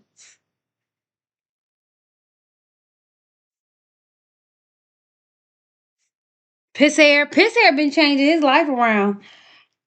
Tyrone, you should look up Shawnee and Rev. Why you saying Tyrone? Why I can't look him up? Why not? Why? Damn, y'all just leave me out. Just leave me out of it, you know. Dang. Well, let y'all have y'all thing. Y'all can just, you know, Nathaniel Poulin and his have y'all thing in my life, you know. Don't Maya like looking up shit too. That's crazy. Wow. Who's this? Who's this? The Doherty Dozen are without a doubt one of TikTok's most controversial got some families. crazy-ass A people family on of here. 13 headed by parents Josh and Alicia Doherty. Maya, They, along you with don't 11 of their watch. kids, make up the Doherty She don't Dozen. watch you. Some of them Watch- biologically watch being her. Josh and She Alicia's, don't while watch others what? are adopted Maya, they or crazy. in their They done foster broke care. up. But it's Who not are any they? of I'm gonna that look that's them led up. to the infamous reputation of the Doherty Dozen. It's mostly the actions of two of its family members don't and move, their fight. mere obsession I want to watch it here. Let's watch it. Who should I watch this one? Where should I go? Where should I start? Who? I've seen this lady before, but I don't know what's going on with her. The end.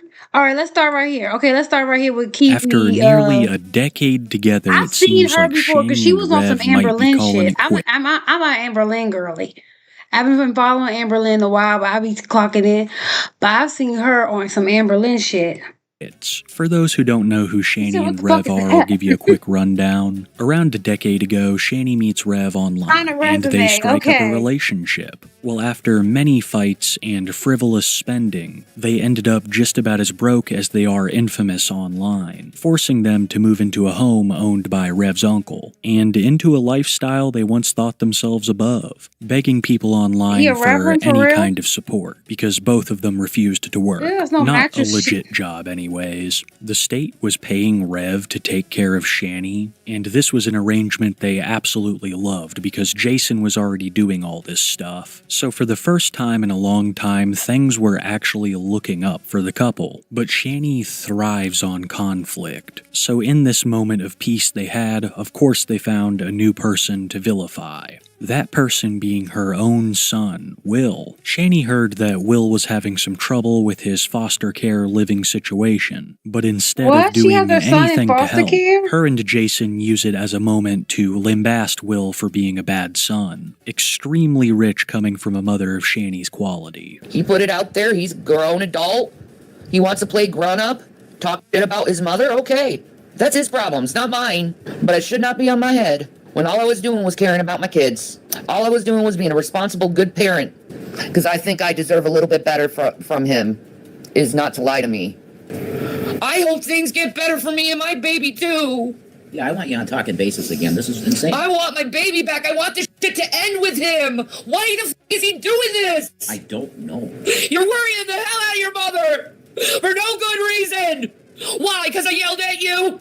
Call your fucking mother and talk to her and stop doing this to her. She cannot get over this. You have to call your mother. For those who don't know, the reason why Will is even in foster care in the first place is because of Shani and Rev. Years ago, when Shani still had both of her children, her youngest and Rev would get in a fight over a movie. Rev would be arrested after body slamming Shani's youngest. And at that moment, Shani had two choices. Leave Rev and keep her children, or leave her children and keep Rev. As you all know, she chose Rev, and her children were taken away into the foster foster care system. And I don't say this often, but I think it was better for them. The conditions that Shani had these children living in, even when her and Rev had exponential amounts of money, were absolutely horrific. But even though she basically abandoned her children, she still wants to be right in the center of any drama they find themselves in. Some of the things that Shani has said about her children recently are absolutely disgusting. I don't even know if I could say some of it here on YouTube, but for her to make the choice she did, and then continue to lambaste her children online, is the essence of Shani. The couple were united by the common enemy of Will for a while, but there were also cracks beginning to show in their relationship. I mean, they had been for years, but in my humble opinion, one night really kicked things off. Shani and Rev would be sent booze by either a fan or a troll. I can't tell because the results were disastrous. Rev had a drinking problem for years. It's part of how Shani manipulated him into a relationship. And out of nearly 700,000... Some people don't need the internet. Some people don't YouTube verticals. Oh, really? Am I one of the same ones? That's why y'all be saying I'm one of the same ones? Oh, I gotta go find her then. ...dollars in his inheritance. So needless to say, Rev and alcohol don't mix. And before this night, he claimed that he hadn't had a drink in quite a long time, so he needed very little encouragement to indulge. Shani and the live stream chat would apply this pressure, and Jason would start knocking him back, don't need the internet. Some people don't need the internet. Disdain he had for Shani. He likes being a Kit Kat. I can look hot as a female. Or they need one of them things where you gotta keep where you at work and you can only look up certain stuff. I want to, and I've been noticing, like, my ass is starting to look like pretty hot. Yeah. I don't care if it's your son. Look if at it's an enemy of everything the cross, brown in you're there. finished. I don't care if it's your son. Yeah. Okay. So he chose Satan. What are you going to do, Shams, that he chose Satan? We'll be fine. We're going to do this every day. We'll be fine.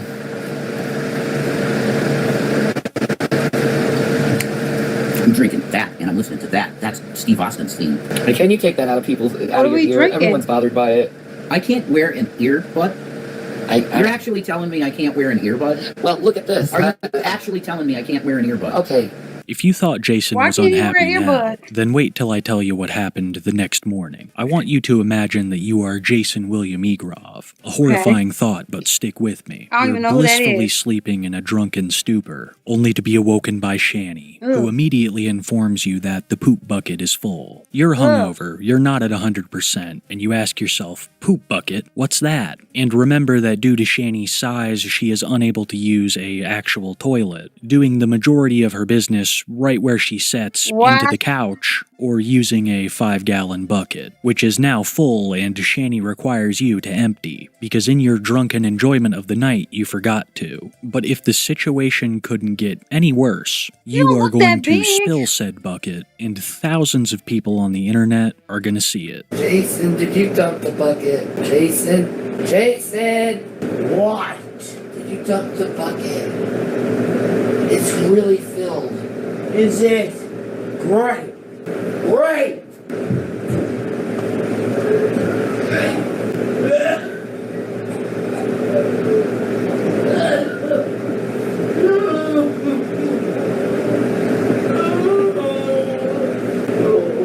Are you okay? Are you okay? You're making weird noises. Not okay at all. No. I didn't know I was still online. People have long suspected that this is what Shani's been up to. It's a detail that she likes to keep hidden, right here. but she didn't realize that she had left her stream on all night. So that entire interaction they both thought happened off camera. This, of course, had a negative impact on relations between Shani and Rev, like the bride made of even Chucky worse in a by Rev casket. losing his What? caretaker role and government paycheck, requiring the couple to beg even harder online to support their lifestyle. But the final nail in the coffin for Shani and Rev's relationship actually has a name, Ezzy. It would seem that Jason is currently being catfished by a troll, posing as a woman in her mid-30s named Ezzy, and Rev has fallen head over heels in love with this individual, going so far as to officially I just need to be a train wreck. I just need to be a train wreck. I can't. I'm not one of the pretty girls. I'm just gonna be a train wreck. I'm just gonna be a train wreck. I'm gonna dirty up my apartment and be a train wreck. Relationship with Shani in the most unamicable way possible, because what ensues is a Shani and Rev civil war, with almost every second being streamed live. So, he's back. Just mean, toxic, calling me names, not respecting me. So, I'm done. Please leave me alone. No. Nope.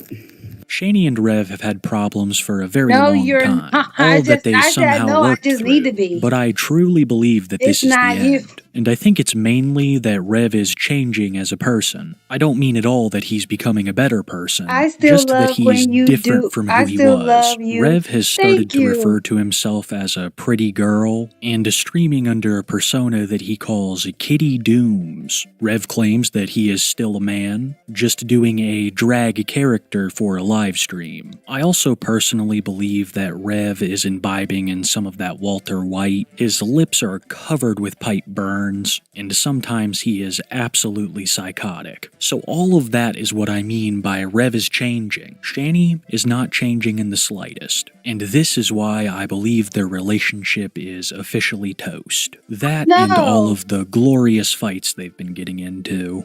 And you will find out what Girl, sin what you will gonna bring do if you you. lose this man? There's a reason why bad things he tired are of taking happening. care. Rev is tired of taking care of her. He want to live his life, honey. He is tired. That's why my hair feels wet, because this scrunchie is wet. He is tired of being with her. He's changing.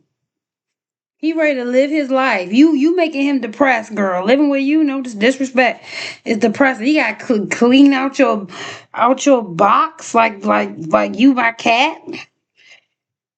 And even with her, it's less dramatic. I scoop it and I poop it. I don't have to slowly pour. Ugh. To certain ones who live within sin. You're not in his will, trust me. Nope. Not if you're going after lust, you're not. What the is that? I'm going after Ezzy's heart. Did you steal Her heart stuff today? doesn't belong to you. Yes, it does, actually. She gave it to me over 3 years of watching me. These two are without Wow. a doubt some of the biggest hypocrites I've ever seen. It's so bad that Aw. I can't even really name the last good act that either of them committed. I forget who it was, but they said it a long time ago that Shani views God as her personal hitman. She will use him to threaten people for things that she is guilty of. She has done nearly everything that she accuses Jason of doing. I believe she would do even worse if not held back by her own laziness. Without that, Shani is capable of anything. Though she likes to portray herself as the victim in Fear of Rev, she is often the more physically aggressive of the pair. And Hi, now that Shamir, Rev's done how with her, you? she has no qualms about threatening him in all you doing, sorts of Samir? ways. I'm not in sin. Keep pushing that narcissistic shit and It's I will true. sue your ass. Oh, yeah, sue me. I got Yeah, because I it's have nowhere in my psychological profile and I can f***ing prove it Sue me. in I have court. nothing.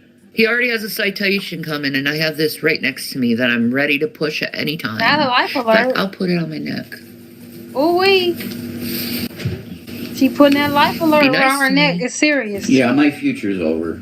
Shani Yeah. is the aggressor in about 95% of these arguments. I think that she's purposefully putting this pressure on Jason because she wants him to slip up. She wants Jason to either leave the house so that she can lock him out, I wish you weren't here to tell you the truth. Yep, this is my uncle's house. Get out. I'm not going anywhere. So what, you come down the stairs to harass me? Harass you? No. And tell me how I'm the one you broke up with your girlfriend. It wasn't your actions, it was me who did it. I didn't say that. I've said 1 billion times I did it to myself. Yeah, and you did it to yourself with me too. I don't want you.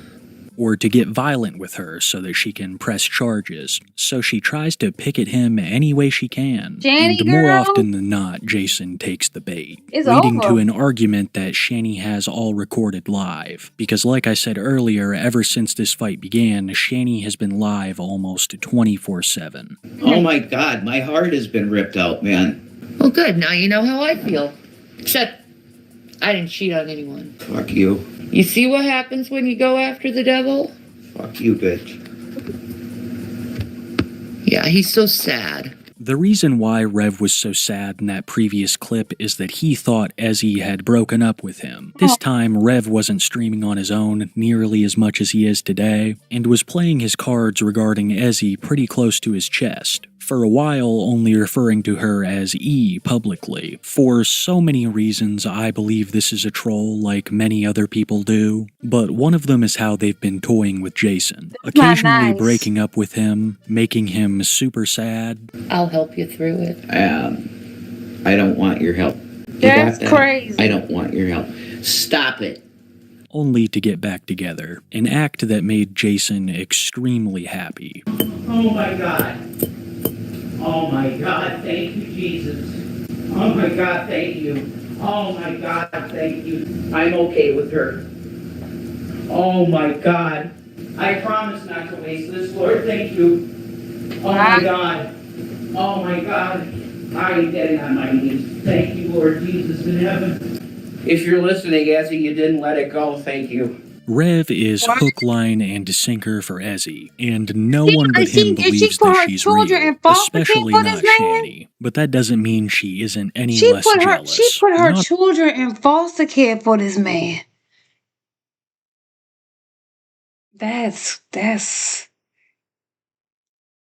That's crazy.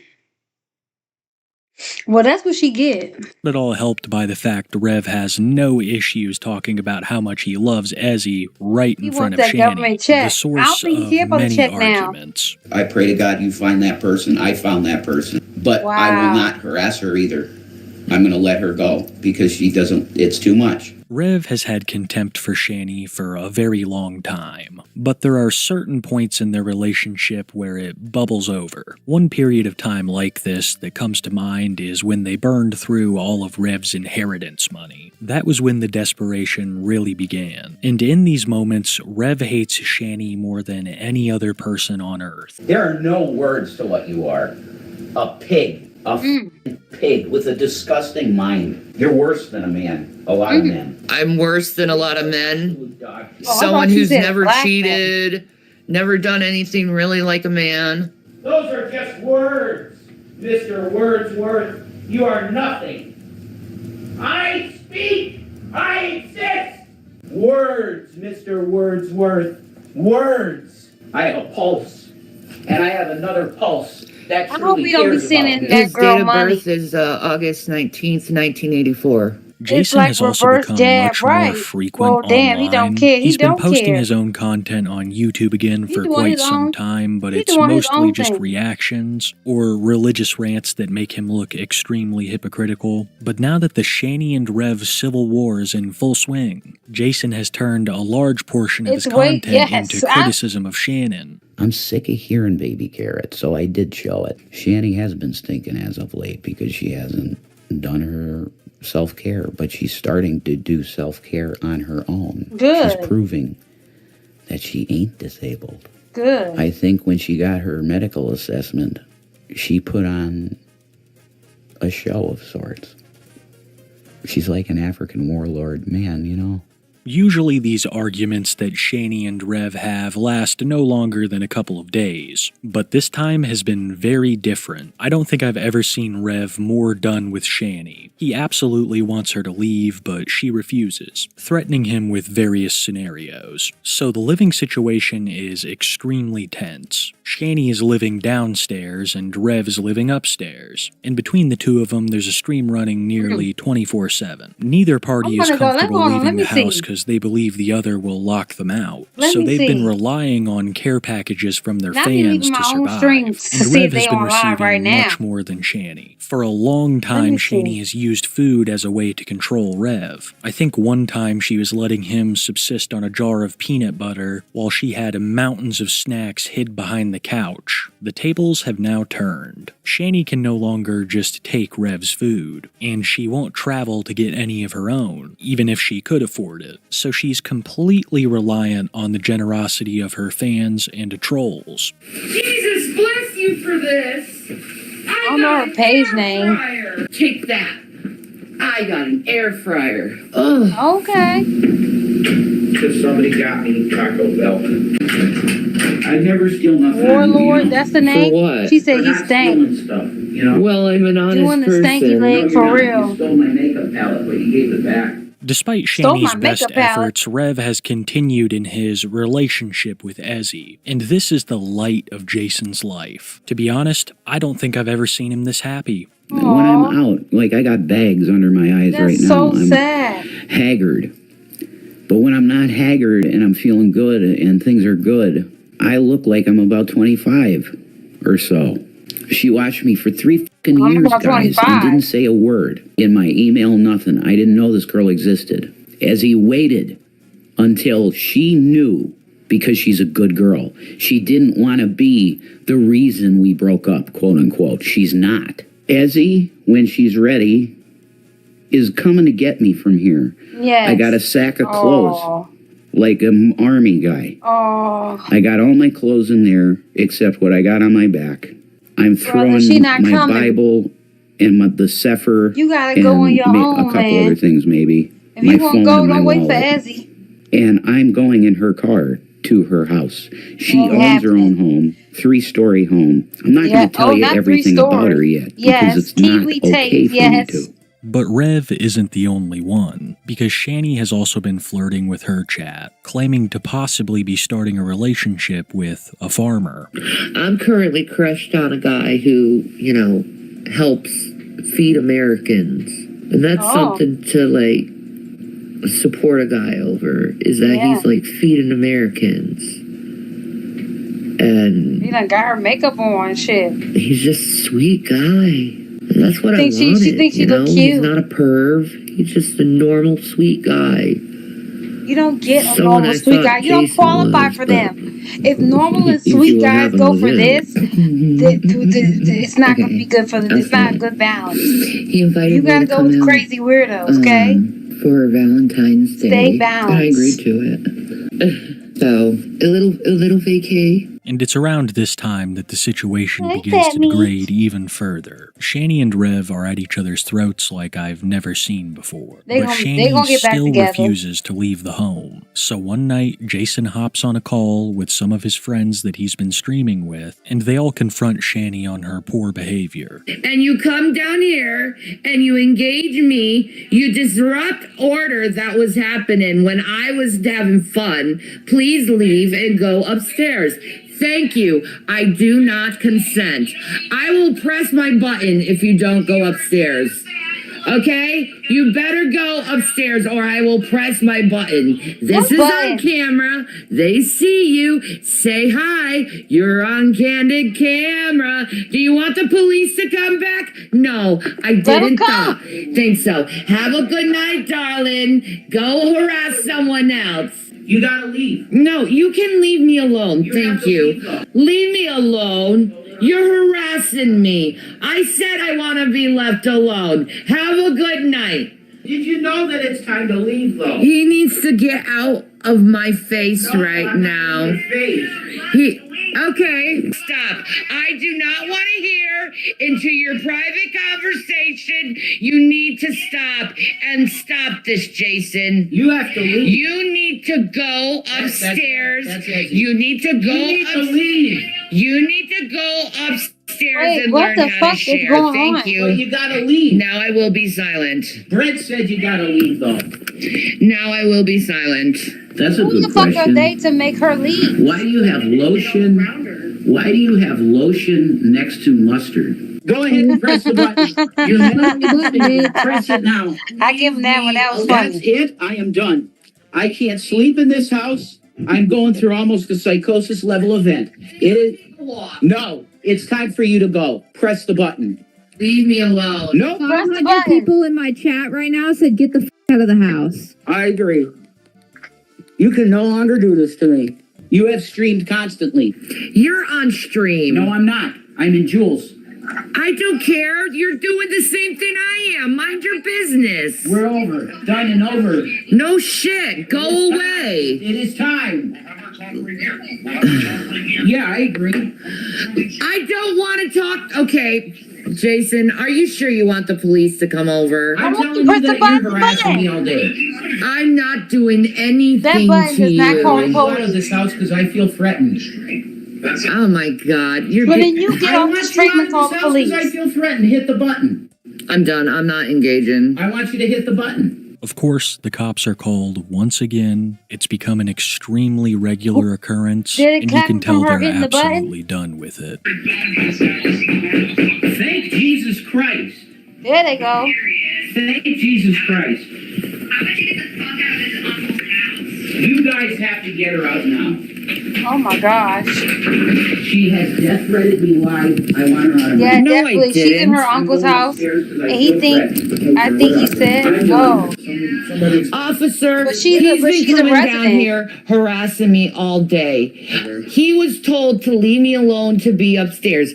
I'm currently trying to pack my things. He's stealing my stuff. He's wearing my shirt right now, by the way. Okay. She just wants an accident. So, how long have you guys been together, broken up, whatever the case? Yeah. Since Thanksgiving. Okay. And what has been the plan for if you want to? That's so okay. I've stopped it worse. that poor cop." You guys to separate. You guys gotta I've been trying figure out to. this living situation. I'm sure you heard everything I said up there. Yeah, I've been trying to keep to myself. Yeah. I keep telling Yeah. him to leave me alone. I tell him, like, he's trying to get me involved in his phone calls. I'm like, I don't want to listen to your phone calls. Mm-hmm. You know? Do you stay down here? Yes, I do. Are you familiar with the PFA process? Yes, I am. Okay, so again, I don't know if you heard what I told him. If you go down to the court. I know, it's hard for me because I'm disabled. I gotcha. Is there anybody who could possibly give you a ride or anything? I don't know anyone here. He isolated me from everything. No, she lied. And then he was threatening to turn off the electricity here in this area just to punish me because he knows I can't go down the stairs.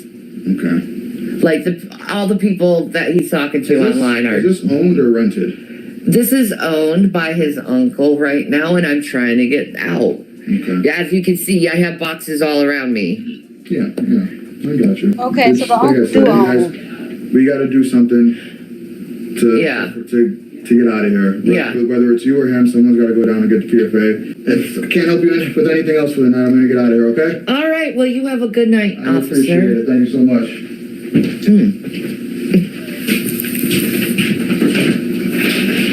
That's a waste of taxpayers' money, right, Cleo? That's a waste of your good hard-earned dollars. Mr. Officer was absolutely breathtaking of a black man. Girl, it will never happen. Naturally, After all probably this with niggas, it happened, probably and will with the happen because they low encouragement of the vibration. people he's been streaming But he an with, officer, Rev so would I'm go hoping to that the it won't courthouse happen to with get some him. sort of protective order against Shani. But I guess that this takes a little bit of time, meaning that this Leave situation our was men- going to continue. And like I said, it was getting worse every day, especially after Shani started accusing Rev of stealing things from her, rushing upstairs to confront him, something that Jason is absolutely terrified of. Don't come near me. Do not come near Jesus me. Christ, Do you're not pretty. come near Thank me. you. Get out of my stuff. Get out of my stuff. You're taking my mic? No. Give me my stuff. That's yours. You're taking my stuff. This is what happens when you can't get up out your I seat. better get my no, I want my clothes too. I don't have. Clothes, turn off I'm the having lights. people You have turn, power oh over my you. God, you piece of goddamn shit! You steal more of my.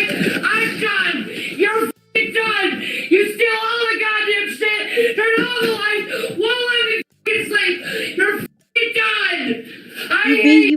y'all damn, they've been together so long they treat each other like siblings instead of like You! Give me my shit back. toxic siblings. Give me my clothes. Give me my fucking have any of your clothes. I don't have any clothes. I don't have any of your clothes. Bitch. Fuck. Bitch, this is my stuff. Give me my clothes. Go ahead. Give me my goddamn clothes. Take it. Go ahead. I'm done with you stealing everything of mine. But all of this is nothing in comparison to the Tell 'em, final girl. night that Shani and Rev would spend together in the house. It all started with Rev streaming with Jules Tells All, a commentary channel that's been covering Shani for a while, and one of the main people in communication with Rev. Well, during this stream, Rev would say something that Shani didn't take too kindly to. So just like she did in the previous clip, she rushes upstairs and makes So all she's not kinds of handicapped, threats but she can against rush Jason, upstairs. who flees an angry Shani, streaming the whole thing. Or anything. All right, fine. Or I will continue. I'm calling the to come police. up and destroy your Oh. shit. Fine. Oh my okay. god! Get me off camera. All right, fine. Get the fuck away Leave from her, me. leave her, Get me leave off him camera. Get alone. away from me. Leave him Get me off alone, camera, off Shani. camera. Leave. Don't fucking bother me anymore. Oh my Get away from god. Holy You got shit. that? Go downstairs. Don't fucking bother me anymore. Go I downstairs. want to do this fucking controlling Go thing. downstairs. For Jason for Dude. proof. You want to do this controlling Go thing? downstairs. Oh, you don't like it when I'm upstairs? Go downstairs. Why is it you don't like me upstairs? Because I'm supposed to be upstairs. You're supposed to be downstairs. Oh, but yet you keep coming down and bothering my I ass. wanted Oh one my item. god. Okay? There's nothing. I wanted upstairs what for item? her. One more goddamn He try. hit you? All right, fine. I'm going in that room forever. Yeah, you better. You hit him. Run like a little tower. She bled on your bed. Yeah. I don't know if that was there or not. I don't think it was. What the fuck? Is she cutters? No, she's on her period. On her period. Ew. Guys, I am really scared. Just calm down. She's proven now that Sit- she can't get just up those have a steps, and seat. I'm really not okay right now. Oh my Just God. sit down and breathe, Rev, because you need to calm down. What a behemoth of a fucking creature. Hours after this all happened, one of Jason's associates posted a message from him on Twitter, where he would reveal that Shani had been taken in on Whoa. an involuntary psychiatric hold, and that their house That was crazy. condemned, leaving him with 7 days to gather his things and find another place. So why were you weeping, Rev? Why did you come on here making a video like Shani for Christ? Weeping. Because I just wept for Shannon.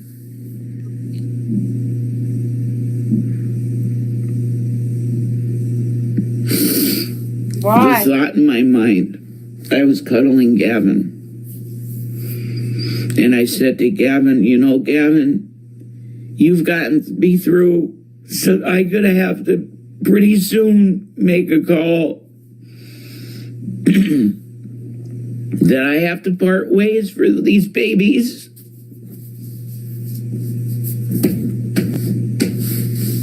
I have to do that soon. Did you put her children in foster care? See my pretty socks. Look how I'm pretty. Am I fucking pretty for you? What the fuck? Fucking asshole likes to watch women cry. Get the cat. Someone Watermelon rescue the now. cat. Shani's gone. Girl, it's always an innocent cat in the way. Poor cat.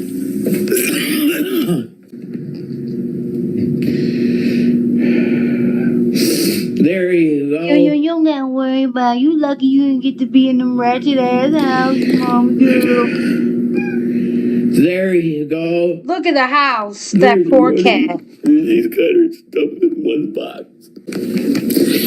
Shani's gone. Rev, okay, seriously, why are you making this video? You said even maybe you could forgive her. You could.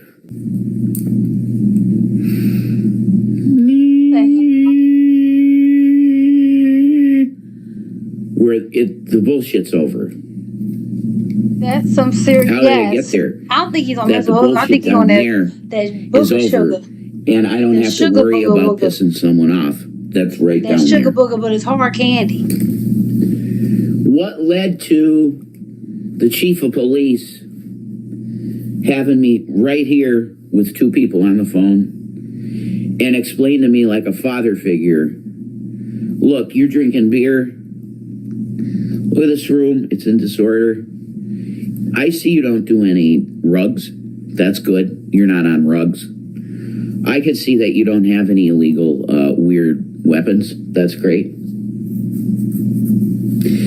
But I'm going to tell you that drinking cola like this and drinking a beer like this is not good for your life. And you probably need to clean yourself up. What? And I said, you know what? You're probably right. He didn't want to piss off her down there. He said, you got to talk to your uncle. Because I have. This is the chief talking to me. I've talked to your uncle at length about this now. And he didn't know how bad this was. But I let him know how bad it is.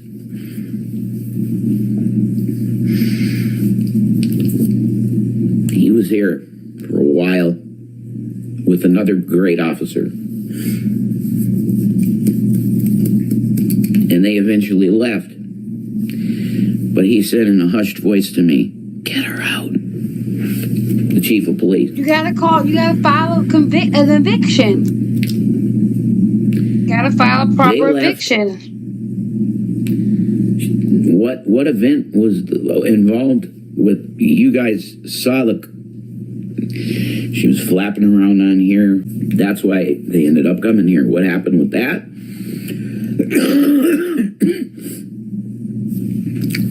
There's some details of the story that I cannot divulge in public. But I will tell you that she Ain't nothing. cornered me in my grandmother's bedroom in here. And she put her butt against the door and sat down and said, I am not moving. You have tortured me for days with sleep deprivation, and now I'm not going to let you sleep. Then she put So she parked her butt We saw right in front of this. this door that Oh, was it's right a different in my occasion. grandma's room. It's right here, guys, with the flip. This is other room. Okay. that poor house. Nice. Oh, Period.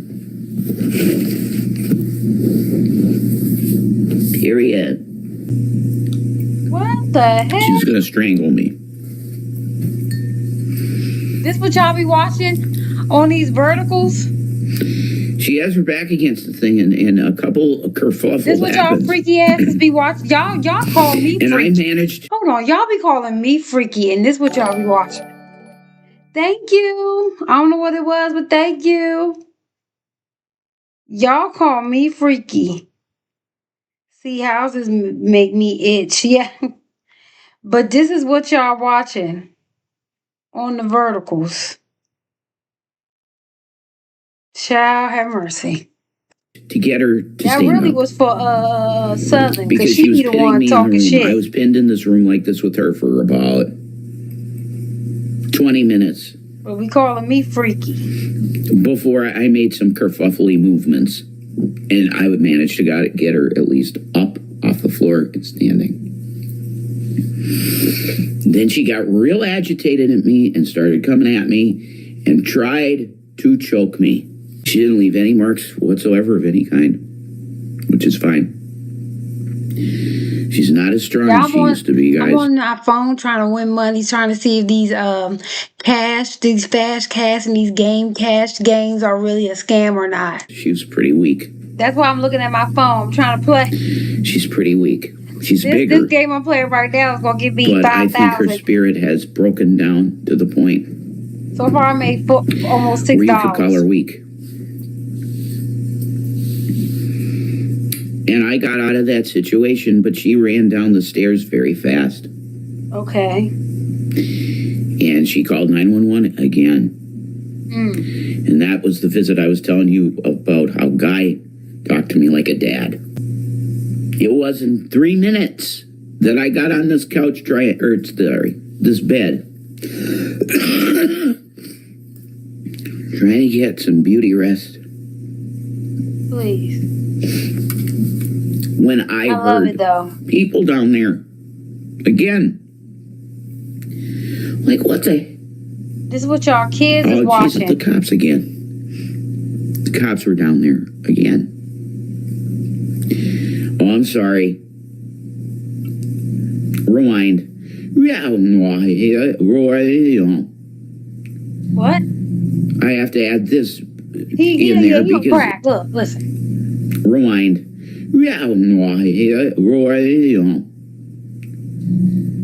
I have to add this in there because the story don't make sense otherwise. Adult CPS showed up at the door. Yes. And I got the woman's card, and Jules has the woman's card too. This adult CPS worker said, I'm going to talk to the cops right now about what's going on here. And that was the push they needed to 302 her. She's gone. She's been 302'd. But I got some really crazy news. What? For the end of this, to wrap it up. So after this happens, the commotion with the cops one more time to get her out of here. One more guy comes up the steps and he goes, Jason, I need to talk to you. I don't know who the hell he is. He's a county guy, I think. And he goes, Jason, you got to know this place is being condemned. It's been condemned. I said, what? Yeah, you have a week. Chapter's end, and you have to move on, and pretty soon I'm going to have to give him to the wonderful man that I know will take care of him. So, she's gone, and she ain't coming back. And with that, a chapter of Shani and Rev's lives ends. The cats will be rehomed, the house is condemned, Shani is on an involuntary hold, and it seems like Jason has nowhere to go. This is the end of the Shani and Rev relationship. I truly believe that. Jason no longer has anything to offer Shani, and the same is true vice versa. I do think that they'll continue to talk shit on each other online, but I don't think they'll ever be in a relationship again. And if I'm being honest, this is how everyone expected it to end. All of this has been building since they left Colorado and burned through all of Jason's inheritance, but the day is finally here. We are witnessing the end of Shani and Rev. Well, thank y'all for introducing that to me. Now I'm about to go down a whole rabbit hole of these motherfuckers. Yeah, I'm about to go to bed. I love you all. I keep buffering. I'll be back. Yeah, it just keep acting up on the vertical side. I don't know why. But I love you all very much, and I'll see y'all tomorrow. Y'all made me feel much better than how I was feeling earlier. I appreciate that. All right.